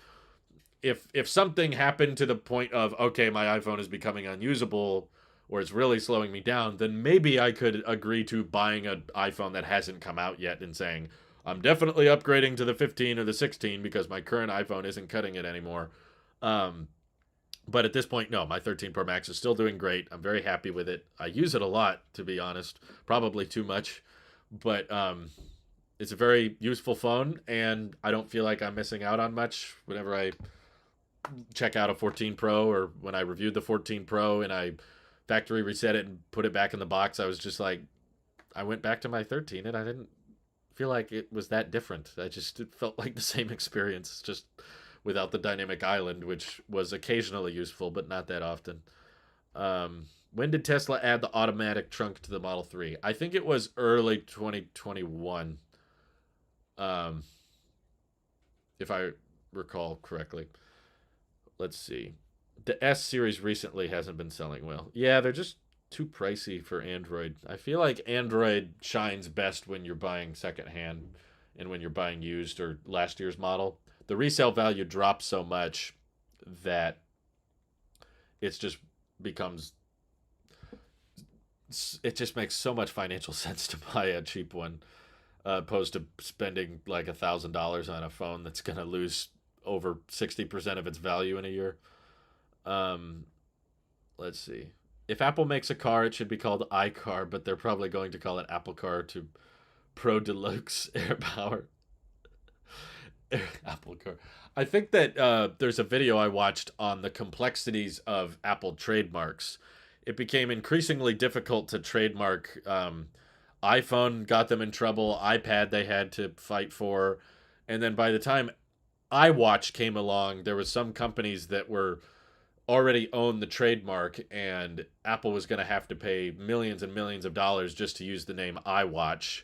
But they already had a trademark on Apple, so it made a lot more financial sense for them to call it Apple Watch. But I can't remember what that video is called. There's probably a video you can look up called "Why is it called Apple Watch and not iWatch?" But it's basically a trademark thing. So I imagine for a similar reason, they probably wouldn't call it iCar. Also, Steve originally said that the I stood for internet. So using I for internet in your naming scheme these days doesn't really make a lot of sense. And obviously, Apple cannot trademark the letter I. That would be a little crazy. Um, let's see. Let's say the 15's redesign is absolutely gorgeous. Would that be enough to upgrade? I think it will be gorgeous, personally. I like hearing what Shrimp Apple Pro has been saying about it, that it's going to have a rounded back and flat front and maybe titanium and have this more matte finish. I don't know if that's accurate or not. It could change by the time it ships. But if that ends up being true, I do think the iPhone 15 will probably be the prettiest, like, best iPhone design ever. But no, I don't really have the mindset that just because it's pretty, I need to have it. That's there's a lot of pretty things I could buy that I don't just because I don't have a use for it. Um, but I hope it's good. I want it to be good. I get nothing from the new iPhones being bad. You know, it's better for me. It's better for the channel if Apple comes up with exciting upgrades, and I'm excited to see what the iPhone 15 comes up with. I'm just saying, for my current workflow, it's just really difficult for any device with 120 hertz to feel old. That's what I've discovered. Like occasionally using my wife's iPad Pro from 2017, which is going to turn 6 years old soon. It doesn't feel slow. It doesn't feel sluggish. It doesn't feel like an old iPad because it has ProMotion. Even though it's 6 years old, which in Apple world that's getting up there, it still just feels incredibly responsive and just so immersive, and everything is snappy. And I feel like I'm gonna have a similar experience with 120 hertz. Is like it doesn't feel like an old phone when the refresh rate is that high, and it's a great OLED display, and the battery life is still really really good. Um, so no, I don't think I would upgrade purely just on good design, like pretty design. Um, I missed my Note 7. It was a bomb of a deal. Wow. There's some dust on that one. USB Type-C has a male port inside the phone. Lightning has male port on the cable. Easier to replace a Lightning cable than a broken Type-C port. But I've run polls on this, and it's always been the same case that people's Lightning cables wear out faster than their USB-C cables. I've run multiple polls with thousands of votes, and everyone said they've had way more Lightning cables go bad than USB-C cables go bad. And we have USB-C on iPads. Apple's been ditching Lightning across the iPad lineup. So if Lightning is so much better, why are they getting rid of it? They got rid of it on the Siri remote. Why did they do that? They didn't have to do that. They could have kept it Lightning in the US, and the EU law doesn't even go into effect until December of 2024. But already they've switched the Siri remote to Type-C. And there's all kinds of phones on the market. Most phones on the market, actually, all have Type-C. And they don't have like a ton of issues with the port breaking. It's better to have a part that doesn't break as often, that's harder to repair, in my opinion, than a part that breaks more often but is easier to repair. Some of you may disagree with me on that, but I guess it depends on how much into the extremity. But the pins, particularly, this part of the Lightning cable tends to wear out a lot faster because these pins are on the outside, whereas they're on the inside with Type-C. But I've not ever had a single USB-C cable go bad on me. I've had like 4 or 5 Lightning cables go bad though. Pretty common for me to be like, oh, the Lightning cable doesn't work anymore. Am I going to review the Cybertruck when it comes out? I will try if I can, but I don't know how I'm going to be able to get my hands on one. They're being built in Texas, and I'm pretty sure all the first deliveries are going to be around Texas. Maybe if there's a viewer of my channel that wants to meet up for a Cybertruck video, I might be willing to road trip, but I don't know. That's a big commitment. I don't think the video about the Cybertruck would pay for the trip. Let's see. I'm still using the iPad Pro from 2017, going until it stops getting updates since I don't use the iPad much.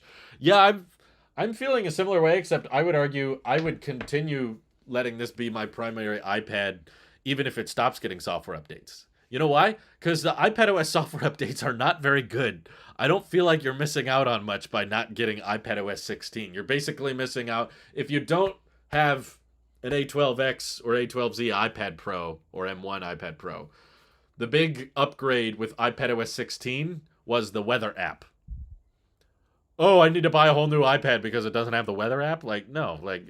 Honestly, I miss iPadOS 14. It let me pin the Today view on the home screen, and I could fit way more apps. And then once they brought the widget anywhere feature, there was a lot less customization with the home screen, and it made it a lot less practical, in my opinion. So, if anything, I would have kind of been happier if I could keep it on iPadOS 14. I mean, there's some features in iPadOS 15 and 16 that I like, but there's parts of 14 that I miss. So if the debate is, keep iPadOS on its existing version or buy a new iPad so that you can get 1 or 2 little iPadOS 18 features, whatever those are going to be. It's going to be like some change to Apple Pencil Scribble or, I don't know, something minor.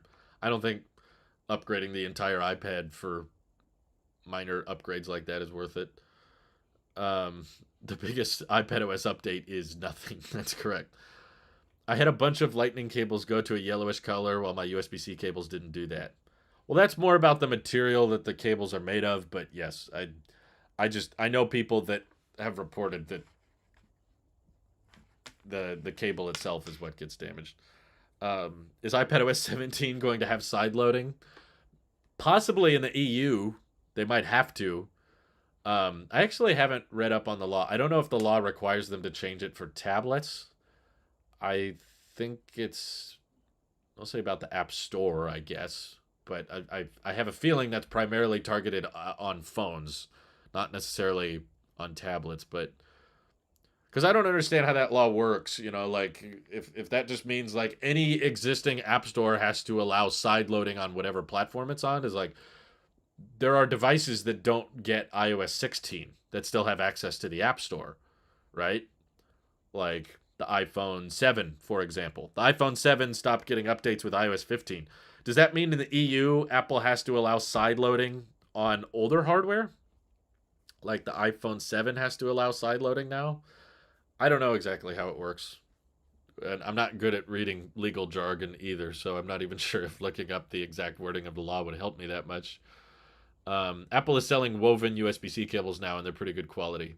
Yeah, I would love it if they eventually, when the iPhone goes to Type-C, if they ship those braided cables. That would be awesome. I think they would age a lot better. Um, what is my favorite legacy vintage Mac or Apple product in general? To me, the iMac G4 lamp design and first gen iPod Nano are the ones.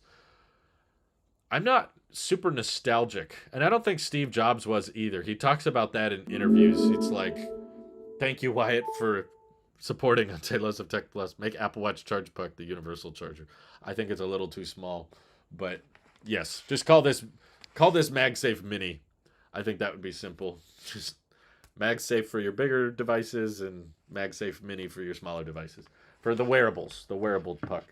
Anyway, I don't have like a big list of old Apple products that I prefer, or I was like, that was their best design. I mean, they were cool, but I'm more of the futurist mindset. I don't spend a lot of time looking at what has been done. I'm more excited about what will be done. So my logic, can I say like iMac Pro? I think the iMac Pro is the best looking iMac. And especially when I like put it to sleep and there's just this dark, black glass and it looks really thin from the edges. Like I love the iMac Pro look on my desk. It's not that old. Neither is the iPhone XR, but I thought the XR was a really clean design. You had no home button, notch, the display going as close to the edge as Liquid Retina can, but with the rounded chassis. And I don't know, I was looking at some unveil videos of the iPhone XR a while back, and I was like, that's a clean look. It's not that old. You're probably wanting me to say something from the 90s or the early 2000s, but I had family members with the iMac, what was it called? The iMac G4.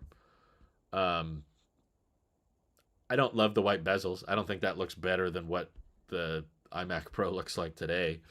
But at the time, it was very different. It was very radical, and it probably was a big shakeup for a ton of people. So I respect it, but I don't know what your definition of legacy or vintage is, I guess. But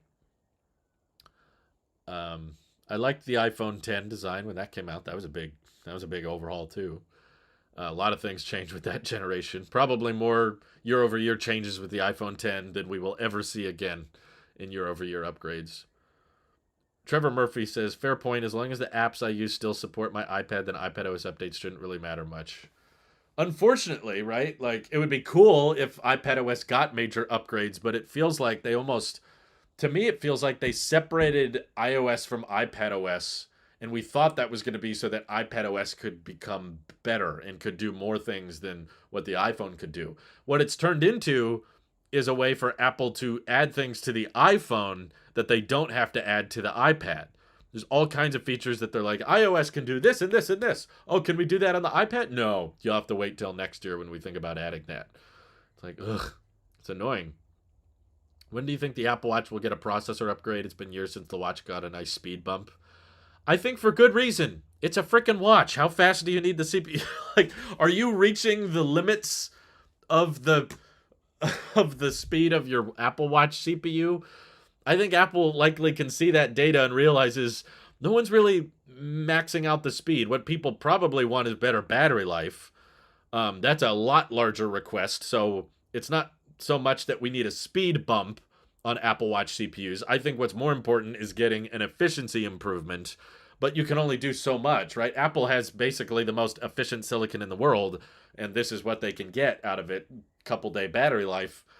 I'd say that's pretty good, and it's the best selling watch in the world. So obviously, everyone's gonna welcome new speed battery life. No one's gonna say no to more battery life, but I don't think there's like we're at the limits of the technology of our time, right? Like, thank you, Liam. I'll answer that in a second.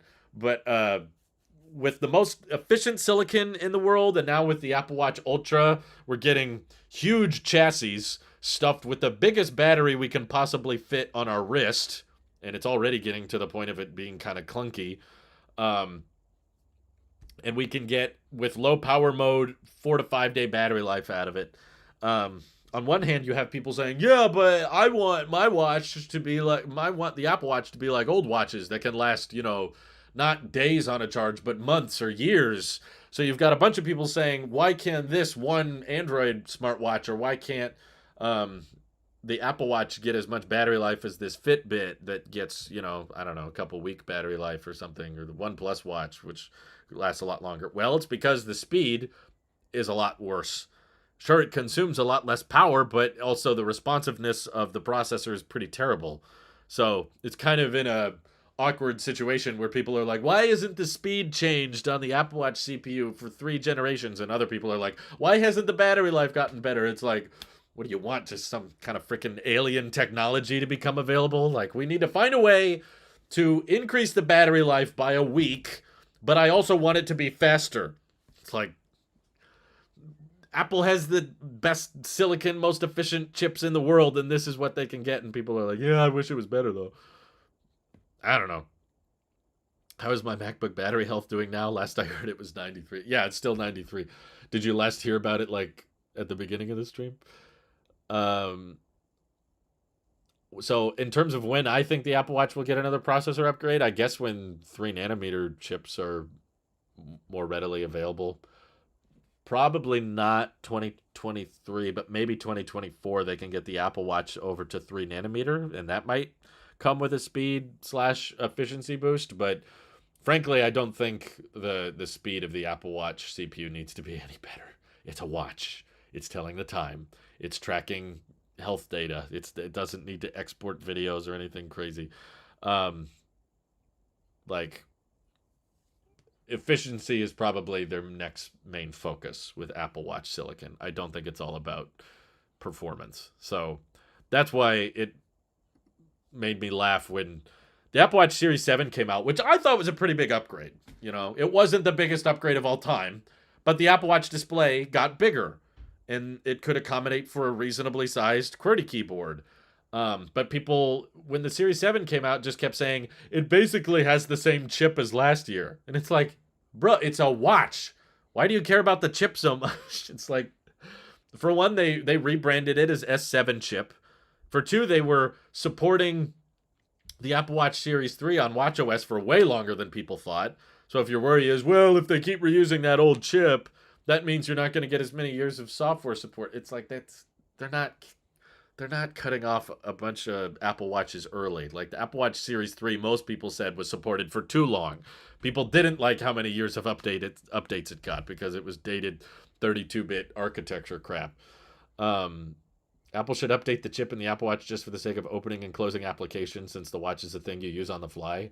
And it's faster than anybody else at that. That's my point. Like, it's faster than any other watch at the competition. It opens apps and closes them very quickly. You can pin apps in the background with multitasking. I don't know. I don't know about you guys. Oh, I just started a workout. Whoops. How do I cancel? Screw it. I'm doing an outdoor walk right now. But yeah, you've got a whole button on the side, and you can keep all these apps running simultaneously. Like, how much more multitasking are you doing on the watch? And keep in mind, if you make it faster, that eats into your performance. I mean, if you make it faster, that eats into your battery life. That's what I was trying to say. Apple Pencil Hover only compatible with M2 iPad Pro. Gosh, Apple should have done that on the 2018. I think they can. If you go into accessibility settings on the iPad Pro, I've done this myself. There's a feature that says highlight or expand text or something. It's an accessibility feature where if you hover the Apple Pencil over the iPad Pro, it will display the text at the top of the screen, and you don't have to touch the pencil. So I'm not convinced that you need the M2 chip in order to do that hover feature. I think that you can do it with the old iPads. They just wanted to come up with a reason for you to buy the iPad Pro. There's definitely a way, at least in some way, shape, or form. I don't know if it's at the optimum way, but you keep in mind you don't need a new Apple Pencil for the hover feature to work. And as far as I can tell from the teardowns of the 2022 iPad Pro with the M2 chip, there's not some like extra layer in the display. There's not some extra panel in there that's good at measuring the distance of your Apple Pencil from the display. It's purely just Apple's claiming that you need the M2 chip. That like the M2 chip is required for that amount of information of the pencil to be tracked. And I don't buy it personally. I don't think they need that. I've seen really, really crappy cheap tablets that have stylus hover support. And they definitely have much slower chips than the A12X. Do you think the Apple Watch will just get the 4nm processor due to TSMC's problems? I haven't heard anything about it, so I'm completely speculating here. But I would guess no. I think they'll probably reuse kind of the same silicon that they're using with the Ultra. We had a very big refresh, relatively speaking, for the Apple Watch line this year. I think 2022 is very possibly the biggest Apple Watch refresh year that we'll get for a long time. We got 3 new Apple Watches. Sure, the Series 8 was boring and not that different, but we got a new SE, which doesn't happen every year. Redesigned SE with the plastic back. We got the car crash detection. You got the body temperature sensing with the Series 8. And they introduced a whole new category with the Ultra, which is basically the biggest redesign, arguably, that the Apple Watch has ever seen. It got the action button. It got the redesigned digital crown. It got the flat glass. Basically, more love for the Apple Watch happened this year than Series 4 with 2018 was a pretty big year as well. That's when we got the redesign and the ECG. That was a pretty big year, but this one is close. If not matching it in announcements, it's surpassing it in some way. But I think if we're getting a big upgrade this year, then that means 2023 is going to be a very boring year for the Apple Watch. My guess is that the Series 9 is going to look just like the Series 7, right? Because at least for the regular Apple Watch, they kind of tend to redesign it once every 3 or so years. So I still think it's too soon for them to tweak the regular Apple Watch design all that much. The Apple Watch SE doesn't get refreshed annually, and that came out this year, which means in 2023 there probably won't be an Apple Watch SE 3. And there might be an update to the Apple Watch Ultra, but I'm guessing it would just be slightly new chip, and that means maybe one new health sensor. Body temperature checking is more accurate now, or blood pressure monitoring. There's been talk of them trying to support glucose monitoring for years, but they still haven't figured it out right. So I think it's going to be just minor spec boosts. But when I say spec boost for the Apple Watch, I'm not talking CPU, I'm talking health sensor. They just, one new health sensor, new wallpaper, new watch bands, call it a day. But yeah, I don't think the Series 9 is going to be totally different from the Series 8. iPads don't need M chips. I think that's the wrong statement, Simon. I agree that they're not utilizing them, but to me, the hardware of the iPad has been insanely good. It's been very good for a long time. Even my 4-year-old iPad Pro, over 4 years old now, geez, that still has an incredible chip in it. You know, A12X chip is basically M1 Lite. It's like a slightly slower or earlier version of the M1 chip, but it's still very fast. The capability of that iPad is still amazing, but just because iPad OS can't take advantage of the M1 or the M2, I don't think means that it doesn't need the M1. It just means the software needs to catch up. That's what my statement is. The software needs to justify that hardware. I wouldn't say because the software doesn't justify it, then the hardware shouldn't be there. Because I'm not in favor of getting rid of the M1 chip from iPads. I'm not saying they should go back and start just putting A series chips in all of them. I'm just saying software needs to catch up. When will Apple buy Lucid? Well, Lucid's getting cheaper every day now, aren't they? What's Lucid at now? I think everybody's down. Lucid, ooh, Lucid's only $12 billion market cap. Every day it gets a little bit more affordable. Yeah, they probably won't, but they should. I think it would be a good idea. But um, what year do you think Apple will make holographic tech products? I think there's some fundamental limits to physics when it comes to holograms, but the closest you'll ever get is AR glasses, which I used to think was around the corner, but now I think is more like 10, 20 years away because the development on headset technology has progressed so slowly. Very, very slowly. It's kind of shocking how slow it's gone. Do I cringe when I see techies wearing the Ultra as a casual watch trying to make it work with non-Ultra bands? It's like, just go back to the Series 7 already. No, because I don't cringe because I think probably the best reason to go with the Ultra is the battery life. I mean, it's cool that it can do deep sea diving and that it has an action button and that it has more accurate GPS frequencies, but are any of those features worth spending an extra $300 or $400 on the watch? Not really. They're cool, but they're kind of niche features other than battery life. Battery life is not very niche. Someone that wants the battery to last 4 to 5 days on a charge, that's a very large percentage of the population. Huge group of people would love it if their watch didn't need to be charged every night or every other night. Plus, I think another great argument for the Ultra having double the battery life of a regular Apple Watch is it means that the amount of time you can own that watch without having to worry about degradation is much faster, is much higher. Sorry, not faster. So like if after 4 years of owning the regular Apple Watch, the battery health has deteriorated to the point where now that watch can't last you one single day anymore. To me, that's the point where the Apple Watch typically needs to be replaced for most people. If you can't get through the day on a single charge, then fussing around with the charger and putting it on every day and trying to use it, but then it dies before you even get home.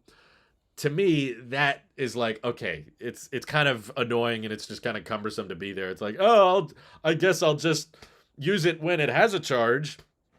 But with the Ultra, because the battery life is so much longer, you have to go probably 6, 7, maybe 8 years before the battery has degraded to the point that it can't get through the day anymore. Basically, you could go through a lot of cycles on that watch and it will still last several days on a charge, or as long as it's lasting one day, as long as you can drop it on the charger and charge overnight, put it back on, and then it lasts you through an entire day, I think there's value to owning an Apple Watch and keeping the one you have as long as assuming it works, you know? So I think the Apple Watch Ultra will probably age a lot better than any other Apple Watch. I don't find it very pretty. I don't like the way it gets caught on things. I don't like how bulky it is. I don't like the rounded corners being extra exaggerated, that cutting into the content and stuff. But I don't think it's that crazy for someone who doesn't go hiking, doesn't do deep sea diving, isn't really a adventurous, you know, they're not a runner, they're not a hiker, they don't run marathons. I could see everyday people, and I do on YouTube pretty frequently, honestly. I see everyday people rocking the Apple Watch Ultra, even though I can tell they're not using that for all of its ultra activity outdoor things. I'm not like, oh my God, they should have totally just bought the regular Apple Watch. They would have been fine. It's like, no, the battery life's a pretty freaking good argument to go for it. Christian, thank you for being a member for 15 months. 15 months less go. You're the best YouTuber, Drew. That's not true, but thank you, Christian. I appreciate that. Let's see. Indoctoral says it will not be a boring year if they actually take advantage of the iPad's power. The hardware doesn't need to change, just year-over-year upgrade. I was talking about, I don't know what boring year you were referring to earlier, but I was referring to the Apple Watch upgrades for next year are probably going to be pretty boring because we had a very big Apple Watch lineup upgrade this year. A lot of changes across all three categories, and there was a new category. Um, Whereas the iPad, it has the most room for growth, so it could be very exciting, but I've kind of given up on it because I thought this year was going to be a big upgrade, or 2021 I thought was going to be a big upgrade, and it just isn't. Um, we don't know if these people use it for hiking or other hobbies. Yeah, it's true, but I just don't think that bragging about the Ultra's capabilities for hiking or diving are that good an argument, because you can still do those things. You can still track your hikes. You can still track your runs or your walks with a regular Apple Watch. It's not like the experience is substantially worse with a regular Apple Watch. Oh no, I can't track my hike with extremely good accuracy. Oh no, it's only 50 meters water resistant. It's like, I don't know. It's still very capable to get a regular Apple Watch, but the biggest like noticeable change I think you'll appreciate by going with the Ultra is the battery life. Everything else is kind of semantics to me. Drew is the best bang for your buck, best value, or Nick's terminology, best price per dollar. I like that. I'm not the best YouTuber, but maybe I'm the best value. I don't know how that works. Um, let's see. What do you think about the planned obsolescence and software degradation on the AirPods Pro and Max? Do you think it's really happening or just propaganda? Personally, it felt slightly worse to me. Well, I know that there's some patent trolling going on affecting the active noise cancellation. I haven't looked hugely into it, but I don't think it's planned obsolescence personally. I don't tend to think that Apple intentionally makes devices that don't age as well. Um, I know a lot of people think that way, but if you look at how much years of software support Apple gives their hardware compared to basically everybody else, especially like Microsoft, even with Windows 11, they did not um, prioritize that much backwards compatibility with Windows 11. Whereas there are still pretty old Macs that are running macOS Ventura, like my iMac Pros from 2017, and it's still getting Ventura updates. That's going to be 6 years old this year. Whereas there was a bunch of Surface products that wouldn't get Windows 11. And iPhones will get like 6 years of software support, close to seven. Some iPads got 8 years of software support. So I just don't have a belief that they're intentionally running them out. But I do think inherently by design, AirPods just don't age very well, unfortunately, which is a shame because they are very useful. I love AirPods and I hate wired headphones. I was using wireless headphones long before AirPods came out because I hated using a wire so much, and I always preferred just having the earbuds in and nothing going into the pocket or whatever, having to plug in. Just being able to take them out of a charge case. I love the simplicity and ease of this design. There's no wires to worry about. You just open them up, you put them in, and they work and they connect. They're very intuitive, and I understand why AirPods are so popular. But one inherent downside of their design is AirPods have very, very small batteries in them because they're light and they're small and they got to fit in your ear. So when they go through a lot of cycles over the years, they degrade very, very quickly. And because of Hello Siri features and what, or if you're using them on a FaceTime call, you'll have one microphone active. That means one AirPod drains faster than the other, and that means that the cycles get out of sync. So you'll typically have one AirPod get quieter than the other. They just don't age very well. And that's by not like, I don't think, I was going to say by design, but yes, like that type of form factor doesn't age very well, even though it is very useful and very convenient. I'm not trying to say that there is a better way to design them that would result in better aging. I think Apple's doing everything they can to make the AirPods last as long as possible, but I don't think there's inherently like something better they could be doing so that AirPods last longer. But I know there has been some trademark issues with active noise cancellation software that they had to change, and people said that it sounded worse. But that's just legal stuff. I don't think that's Apple intentionally trying to make it sound worse. Let's see. I just don't think people should judge them for using it despite any lifestyle. Yeah, no, don't judge people for what they buy. I mean, it's fair to. I think it's okay to critique. I mean, it's fair to say I wouldn't buy that or I couldn't justify that, but you do you. You know, like I think it's dumb to buy the Hummer EV. I don't think you should buy that. And I question why anyone buys those things, but um, it's that's the free market. People are allowed to make dumb decisions. They're welcome to do that. Or a better example would be like Gucci merch. Like some people will spend thousands and thousands of dollars on a handbag, not really because the handbag is that good. It's just because it's from a certain limited edition design or something, and there's a small amount of them, so it's actually an investment because over time the bag might increase its value. It's like, okay, I don't care. Like, it's just stupid to carry around something with you that's 20 grand or whatever. Um, there's people that do that, and I think it's dumb. I don't think it should be illegal, but I think it's dumb. How long till Apple VR allows me to get rid of my monitors and run macOS natively? I think it'll be you'll be waiting a while, 5+ years probably. Steve says, agree on the Ultra battery being its best feature. Get 3+ days myself, and I have my 6 on the charger to swap while my Ultra charges. Oh, there you go. Have both. Just switch back and forth. The Xbox team did a much better job with backward compatibility than the Windows team. Yeah. Well, that makes sense. I feel like there's a lot less Xboxes don't come out that often, or at least new platforms. You get the Xbox One, and then there's the One S, and then there's this One X. That's kind of all the same generation, but um, yeah, in terms of like big upgrades, like the Series X, that's pretty rare. That doesn't happen all too often. Is the Model X Plaid on your wish list? I wouldn't want the Plaid. Maybe the long range, but I don't. The Plaid gets worse range, which to me range is more important than performance. So I would rather have a long range Model X if I could just have any car I want. I guess that's the one I would get. But money is a factor, so that's why I don't have. And honestly, I wouldn't really utilize the extra storage space. What I like most about the Model X is the windshield and the higher ride height. I don't really care about cargo space. I'm just not the kind of person that I drove. So, fun story. I drove my parents to the airport today, and we have just the Model 3, which is the smallest Tesla. It's the only Tesla that doesn't have a hatch. And they had carry-on luggage. They had a lot of bags because we were giving them gifts to give to our family members that they're going to go see now up north.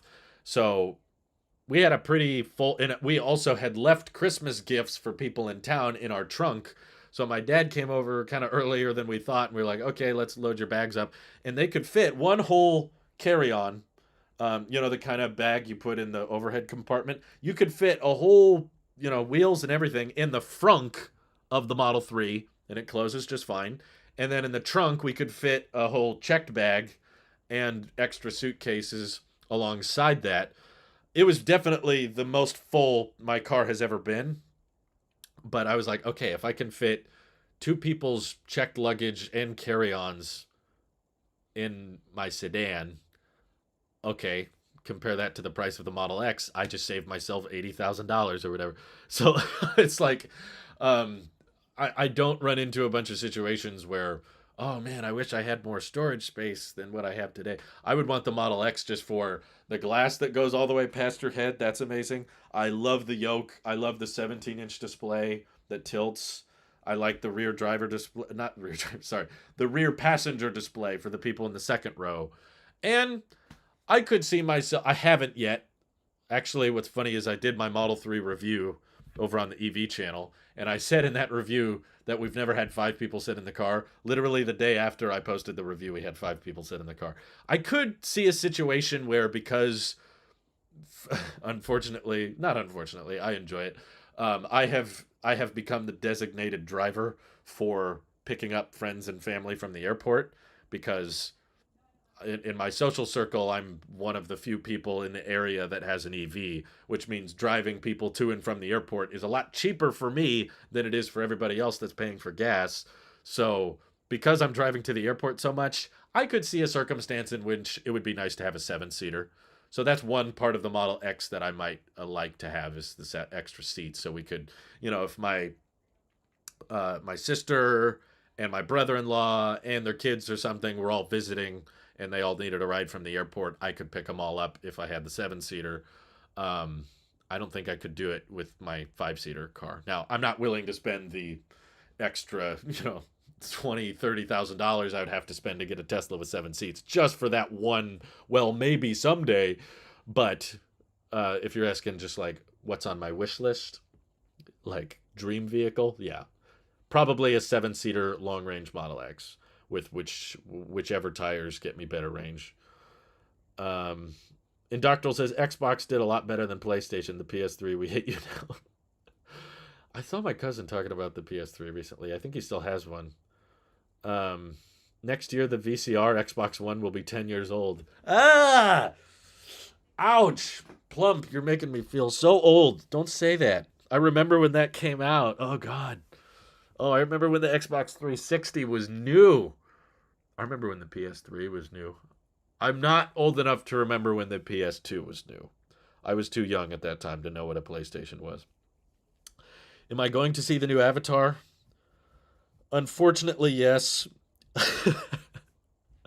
I don't really want to, but we've made plans because I have a friend's birthday get together thing, and my wife really wants to see it. So we're kind of having a big group of friends. We're all going to see Avatar together because there's enough people that are interested in watching it. I'm going like socially. I'm going on the cheap day. I'm not going to go pay full price for it. It's not even. I'm not even going to see it for another week or so. But I'm not looking forward to it. I mainly just want to go hang out with some friends, and they decided they want to see Avatar. So,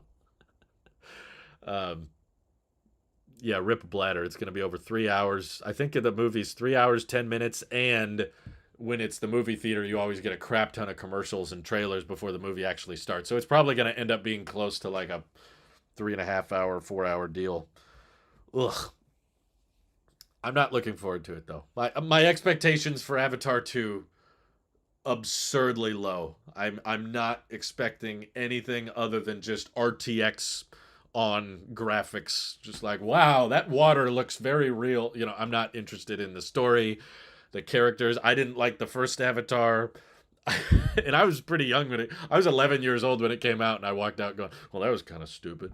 It's basically just Pocahontas. But I liked parts of it for the memes, kind of for the same reason I like the Star Wars prequels. I don't think they're really that good. They're just kind of funny. There's lots of things to laugh at. So I'm still very, very confused why the first Avatar did so well. I don't get it. Why did the first Avatar movie get so much success? I don't understand why so many people saw that. It's a movie all about water. I think I'm gonna appreciate the memes. I'll try to pull some memes out of it. Am I mad and planning to cut many subscription plans in 2023? Only Prime and Disney Plus. That's it. That's great. I'm all there for you, dude. Like, a lot of these services have great content. I'm just in favor of the hunt. We're talking about Apple TV Plus.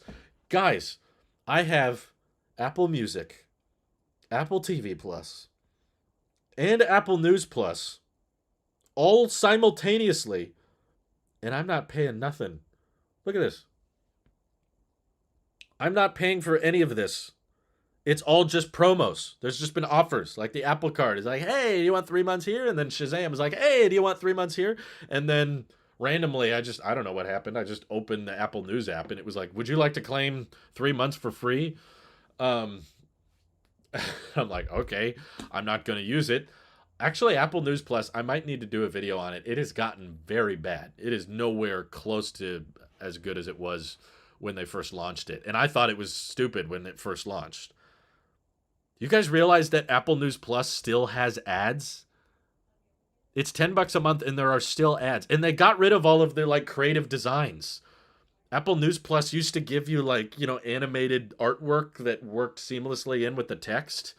Now it's like you can't even tell the difference between an Apple News Plus article and a regular Apple News article. They look identical now. At least the ones I'm checking out. I don't know if there's some magazine I'm supposed to be looking at that's a lot more intelligently designed, but when they first unveiled it, it was like, wow, look how good this is. No, it's great for you to try to cut back on subscriptions. I want that to become a trend, and then try to see what you can get away with. I'm not saying don't ever subscribe to Disney Plus, but what my friend Ross did was he was really interested in the new Andor TV show. So he waited. He's never subscribed to Disney Plus before, but he waited until all of the episodes were done airing. bought Disney Plus just for 1 month, and then caught up on all of the Disney stuff. And he let me have his password, which I'm extremely grateful for. Ross is nice. So, um, that kind of deals. Like I have Spotify Premium through someone else, but then other people are using our accounts for different things, you know? So it's like the game of what can you get for cheap, you know, like YouTube, we have YouTube Premium, and we have people that pitch in or are using our YouTube premium account basically so that they don't have to pay the full price for it. So that kind of thing, those back and forths is like, okay, guys, we're in the time where SaaS is taken off like wildfire. Wildfire. All these companies are turning towards subscriptions, memberships, just like Tailosive Tech Plus. Ugh, don't do that. But all of these memberships are stacking up. We need to find ways of discounting them so that we can get the good stuff out of it, but not have to pay full price for it, because it's like death by 1,000 cuts. If you try to sign up for all these memberships, before you know it, you're going to be buried in them. And a lot of people don't pay attention to all their memberships, and that's how they find themselves in debt or in financial troubles, because they signed up for things and they didn't think about it. Um, so yeah, it's like picking, choosing your battles. If you're paying for Prime Video or you're paying for Peacock and you're realizing, hey, wait a minute, I'm not actually getting anything out of this, it's very quickly reaching the point where people are paying for something monthly that they barely used or never used, because they were paying for it. You know, they paid for Netflix because, oh, I want to watch Stranger Things. But Stranger Things only comes out once every couple of years. And then the rest of those months, you're paying for Netflix and you're not even watching it. You're busy on Disney Plus because that's got all the new Star Wars or whatever you want to watch. So trying to turn that into a game, what I call the hunt, of just figuring out what you definitely are going to use and what you definitely aren't going to use, and picking and choosing so that basically the companies don't scam you. Um, I paid for Apple One subscription, and then they must have been like, we got him, and stopped giving me free subs. Well, yeah, why would they offer you something you already have? That doesn't make sense. Um, Mike says, at least my 2.5 hour classes gave a bathroom break. James Cameron is a bad teacher. I also have a lot of value in like movies that keep things brief. I'm not saying that you shouldn't make 2.5 hour long movies, because some of my favorite movies are 2.5 hours or longer. But I do think that there are certain movies that are 3 hours because they were absolutely packed with rich character development and setting the tone of things, and other movies that definitely didn't need to be 3 hours. I'm trying to think of one off the top of my head, but I recall saying, after watching many movies, like, I don't think that needed to be 3 hours. Um, you could have cut out this plot line or this plot line. Probably like the later Hobbit movies, you know. Or really all three of those Hobbit movies could have been condensed down into one movie or two movies. Um, that kind of thing. There's some movies that just drag it out way too long. And Avatar was another example. The first Avatar I didn't feel like needed to be as long as it was. And I get the feeling that the new Avatar, I'm going to feel similarly. I'm going to be like, there's going to be a bunch of subplots or a bunch of things that I don't care about and that go on way too long, that don't actually go anywhere. Or you could have reduced Star Wars episodes 7, 8, and 9. You could have reduced that to nothing. That would have been better than what they actually did. As soon as the Star Wars opening credits played, I was like, this is too long. Just shouldn't be here. At least Star Wars wasn't 6 hours. Ugh. I think TV shows as well, especially, it's getting worse with the streaming shows. Like, they have like 10 minutes of credits, and they have 2 minutes of recap, and then the intros. What is it with the intros, especially on Disney Plus? Well, I know what it is. They're trying to stretch everything out so that it feels like a TV show, because they figured out their business model. Apple's doing this too, by the way. They figured out for their business model that you can continue having someone pay for a membership if you don't release things all at once. That's why all of these streaming services are all dropping TV shows, not movies. Because a movie you watch once and then you're done, and then you can cancel and you're like, well, I already saw the movie. TV shows, you can always set up a season 2 if you need, and you can get a lot more money out of someone if you take if you make it a 6 episode or 8 episode or 10 episode series, then you're getting 3 months worth of membership. So what they have to do is add all of this padding, and it's absolutely affecting the screenwriting. I can absolutely tell. They know. Yeah, Andor's intros took forever. Oh my god. You have all this recap for what you just watched. Apple is actually pretty smart about that. If you're binging a show on TV Plus, it won't play the recap. Whereas I don't know what it was, but whatever we were watching Andor on with Disney Plus, it would play the recap after you had literally just watched the episode. It's like, I know, I was just here. But you get the recap, and the intros are like a minute long, and then there's all these subplots that don't go anywhere, and they just drag out. So I guess I don't appreciate it as much because it doesn't feel like as clever. When you're making a film for the theater, you're actually usually by the studios encouraged to keep it short because it's potentially damaging to have an extended runtime. Only people like Chris Nolan and James Cameron can get away with it because they know that the turnout for those movies are going to be so big. James Cameron can do whatever he wants because Avatar had this huge box office success, right? So the studio was like, James, just have everything you want. I'm curious how much money they blew on Avatar too, but I'd almost rather watch the making of it. I'm not that interested in the story or watching the movie, but I would like to see how they made it. Um, Subbing at the end of the season is a super clever strategy, but I think they might catch up onto that.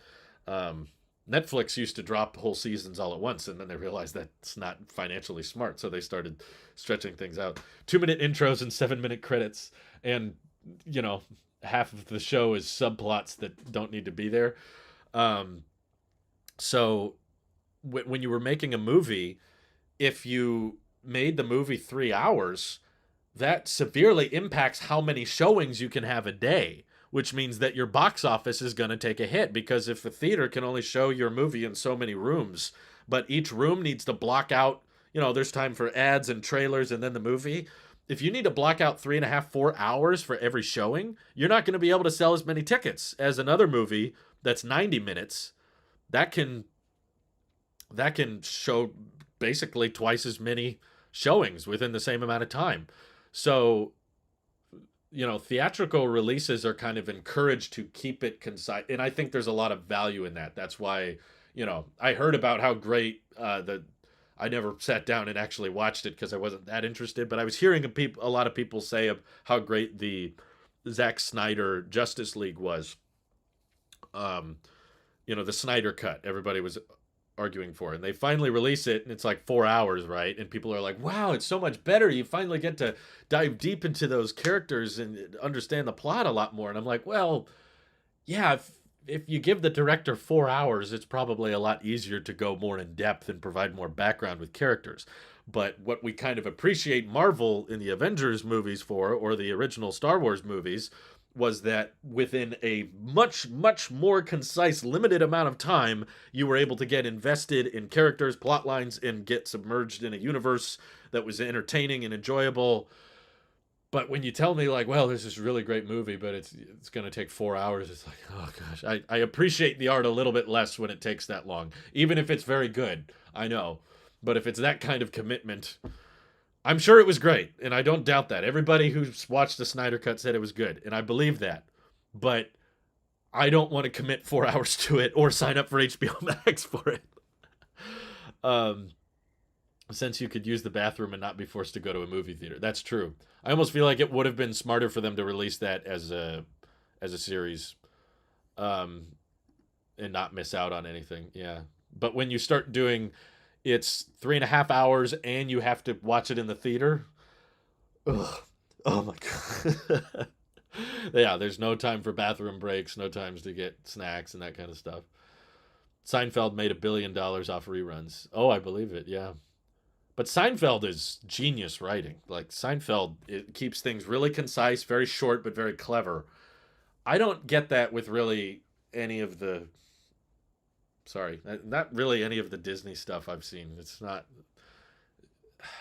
We've had Disney Plus for a while now, and we've watched some shows on it, and I just don't get the impression that they're that every time I watch something, I feel like, yep, they're stretching, they're pulling it out. How long can we get this to last? How many more subplots can we set up? All these B plots and C plots. Um, the Snyder Cut should have been cut into 4 episodes. Or here's a better idea: 4 movies.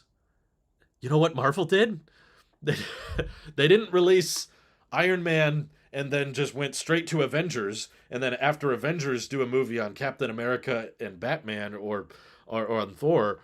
Um, Instead, they made separate movies that slowly came out over time so that you could work your way up to the Avengers, and you already had all of this investment from the characters from the previous films leading into that film, rather than just trying to jump straight in with brand new characters with one movie that has to be 4 hours long. Batman is an Avenger, that's right. But I'm just saying, like, would have been better off to do Superman movie, Batman movie, Flash movie, even an Aquaman movie or Wonder Woman movie. Do all of those first, then they all come together for the Justice League, so it doesn't have to be 4 hours. Um, Marvel got it right. I feel like everybody knows that now.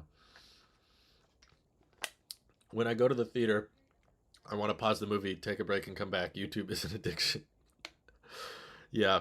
I think actually what I've gotten very addicted to since I've gotten married, because my wife is used to watching with subtitles on, and I never watched with subtitles before, and I thought it was a little weird at first. I was like, oh, I'm kind of not used to this. But after I tried it, I realized how useful it is. And there's a bunch of situations where I'm catching things that I realized I wouldn't have known what they were saying. That's actually happened a lot where, like, we watch an old movie that I've seen before, but with the subtitles, I was like, oh, that's what they were saying. I don't know. I didn't pick it up before, and so now I really like having subtitles, and I'm used to it. And when we go to the theater and there's no subtitles, I'm like, oh God, what are they saying? I can't tell. Um, I don't, I can't assume all these acronyms, Mike. Suddenly, listen. House of the Dragon. No, I have not seen that. I'm not a fan of Game of Thrones, unfortunately. But I don't feel that bad because I know a lot of people were very disappointed by the ending. I heard that much. So I'm like, well, that all leads to nothing, but sorry.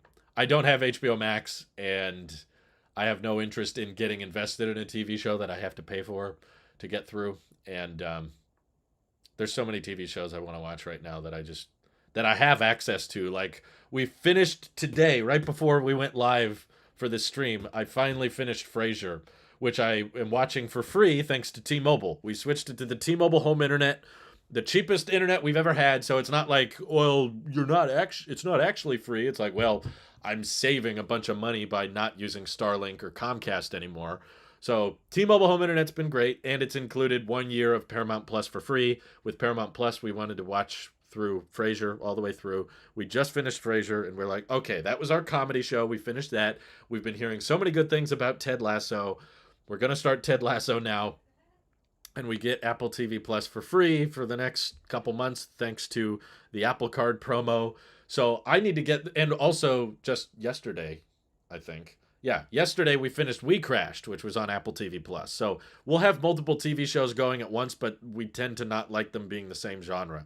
So Frasier was our comedy show. We Crashed was like our drama. And we're still always perpetually going through.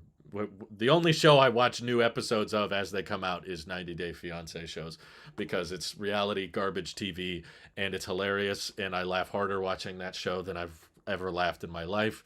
There's just hilarious content, and we get that through a friend as well, because we don't pay for Discovery Plus. But you like Frasier, my man. Dude, Frasier is the best, and I love the ending. It's such a great last minute twist. But we were like, okay, we have to finish Frasier because we're going to lose Paramount Plus in March. That's when the first free year runs out, so we're going to cancel Paramount Plus. So when you find your deals, when you find your free promos, that's when you find the shows on there that you're interested in, watch through them. Once there's nothing else of value on that service, make sure you back out as quickly as you can so that you don't get scammed. This is the game we're talking about here. This is the hunt, the art of the deal.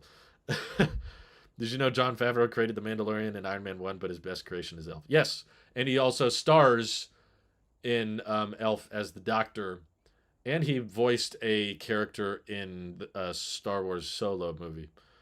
Um, you should try K dramas. I have no shortage of things I need to watch that I haven't got to yet. So since we have TV Plus for now, I'm gonna try to get through Ted Lasso. But I really enjoyed We Crashed. That was fun. The ending was a little bit lackluster, but overall, not a massive disappointment. But it's based on a true story of WeWork. I think someone earlier was asking what shows do I recommend on Apple TV Plus. I've really also enjoyed Trying. Me and my wife have enjoyed that. I think if you're a young couple, the TV show Trying is very relatable and fun. I don't know how relatable. I mean, the show is about them trying to adopt, but just the dialogue is very witty. It's very clever, and it's very funny. The characters are well developed, and they just have a good way of getting you invested. And I feel like all of the episodes I've seen of Trying are like something going horribly wrong, but they find a way to make it all work out. It's uplifting. It's a very happy show, even though there's a lot of problems. And I get the feeling, based on what I've heard, that Ted Lasso is going to be similar. But there's 3 seasons of Trying, and I think it got renewed for a fourth. So it's not as well known or as successful as Ted Lasso is, but oh, Severance also is an amazing show. We love Severance.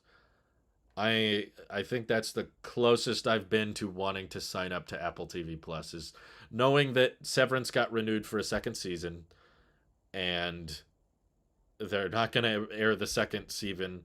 They're not going to air the second season until after my free promo ends. And I'm like, oh dang! So when Severance season 2 comes out, I'm gonna have to either wait for another promo, or I'm gonna have to pay for Apple TV Plus. But I'm like, you know what, Drew? You're the Apple sheep. Apple TV Plus tends to fall in your lap pretty regularly. So, yeah, Severance was fantastic. There was a few B plots that I don't think went anywhere, and there was a little bit of that we need to stretch this out. Um, but that's going to happen with all these streaming services. Um, let's see. Afterlife by Ricky Gervais, great combination of deep themes and humor. It's like Ricky's type of humor. I like Ricky Gervais's stand up. Is Drew a preacher for streaming services now? Well, we can't ignore them. I'm not saying you should sign up for all these things. I'm just saying try to find the value in the free ones. Find the free promos that you can get through your carrier or through Apple or through whoever, through your home internet provider. All kinds of different companies that you have to use anyway tend to offer free promos. So I'm just telling you what I've found of value in the free services. Pretty much the only streaming service we pay for is YouTube Premium, which doesn't really count. But we split that between a bunch of friends and family, so that it doesn't really cost much at all. Superman and Darth Vader are getting boring. I really wanted Henry Cavill to come back. Thank you for the super chat, Hasael. He says, have I seen Cobra Kai? If so, thoughts? No, I haven't, but I've heard good things about it. I know that it's a continuation on Karate Kid, but I watched the first Karate Kid a couple times growing up, and it was pretty good, but I don't know. I'm not that interested to see where that story goes, but maybe if I run out of things to watch, I'll get around to that. Ricky is very funny. I know. I love the way he talks about Americans. I'll put it that way. Serious question: what noise does an animated apple sheep make? You're hearing it. This is it. I'm making the noise right now. Let's see. Proud of you, man. You also cut the cable by going to mobile home internet. Plus, outages only happen when your phone doesn't work. I've actually had more issues with. And that's not true. They're pretty hand in hand. Like a week or two ago, the T-Mobile home internet went out, but I just unplugged it and plugged it back in, and it came back. It wasn't like a big outage or anything. DC will probably release a Superman movie. They better not, because they just got rid of Henry Cavill. I don't know what James Gunn is thinking, but I think it would have been smarter to kind of reuse as much talent as you can from the existing DC universe rather than completely start from scratch. Who cares? Whatever. How many freaking Batmans are we going to have in one lifetime? I would have thought you could have, rather than, okay, maybe you don't want to reuse Ben Affleck, or you don't want to reuse, you don't want to acknowledge Suicide Squad, the original or whatever, or you don't want to use Harley Quinn or what have you. But I would have thought it would have been cool to reuse the Robert Pattinson Batman. That was really good. You know, that's what kind of kicked off the MCU, which is still going and still very successful, even if a lot of us don't like the MCU post Endgame as much. Still, like, it's a big success that people got invested in. It all got kickstarted with Iron Man, right? Like, I would be in favor of them kickstarting the new DC universe with Robert Pattinson Batman, because I really like the Robert Pattinson Batman. And a lot of people also really love the Joaquin Phoenix Joker. And I'm like, okay, you've got two DC characters, very popular, very critically acclaimed. A lot of people like those two. And they're both in very dark universes that are sad and dark and wet and rain everywhere, you know? I'm like, okay, why don't you now start working on a universe where Joaquin Phoenix Joker and Robert Pattinson Batman can have a interaction? Joaquin Phoenix is going to be older because the Joker was based in an older time period, so it's like it could be an older Joker, but still, it's like you got two really solid movies, but they're in separate universes, but they're both DC. But then you've also got, it's like, okay, if I was building my dream DC team, I would say keep Henry Cavill, keep is it Gadot? I always get it wrong. Gal Gadot, keep her as Wonder Woman. She's good. Henry Cavill, keep him as Superman. But have them basically retcon their previous films and have them enter the picture with Robert Pattinson Batman and Joaquin Phoenix Joker. And if you're worried about Superman being too powerful, then just make Kryptonite very easily accessible by the masses. It's very easy to limit Superman if you need to. Does Nick have all 6 slots on his Apple One Premier field? You would be a perfect candidate, as you wouldn't occupy any of his iCloud storage. There's problems when you add people on the family. I think payment info starts to become more easy to access. I don't know. I don't need to fill up Nick's iCloud account for him. Patterson and Phoenix don't want to do it. That's why. How do you know that? How do we know they don't want to do it? Just give them some money. They'll do it. They're actors. You see how many Indiana Jones movies we got Harrison Ford in? They got money. Just pay those guys. Yeah, Warner Brothers makes a lot of bad decisions. Oh well. Anyway, I could go on forever on this if I'm not careful, so I better wrap it up here. But I appreciate the super chats, you guys. I appreciate everybody supporting directly on Tailosive Tech Pro. Very, very special shout out to Tyler Forte, who had the insane mindset of signing up for Tailosive Tech Ultra. I don't know why, but also Riley McGinnis. Still haven't been able to get a hold of them, but thank you for everybody for supporting. And I hope you have an excellent rest of your day. Take care, all. Happy holidays.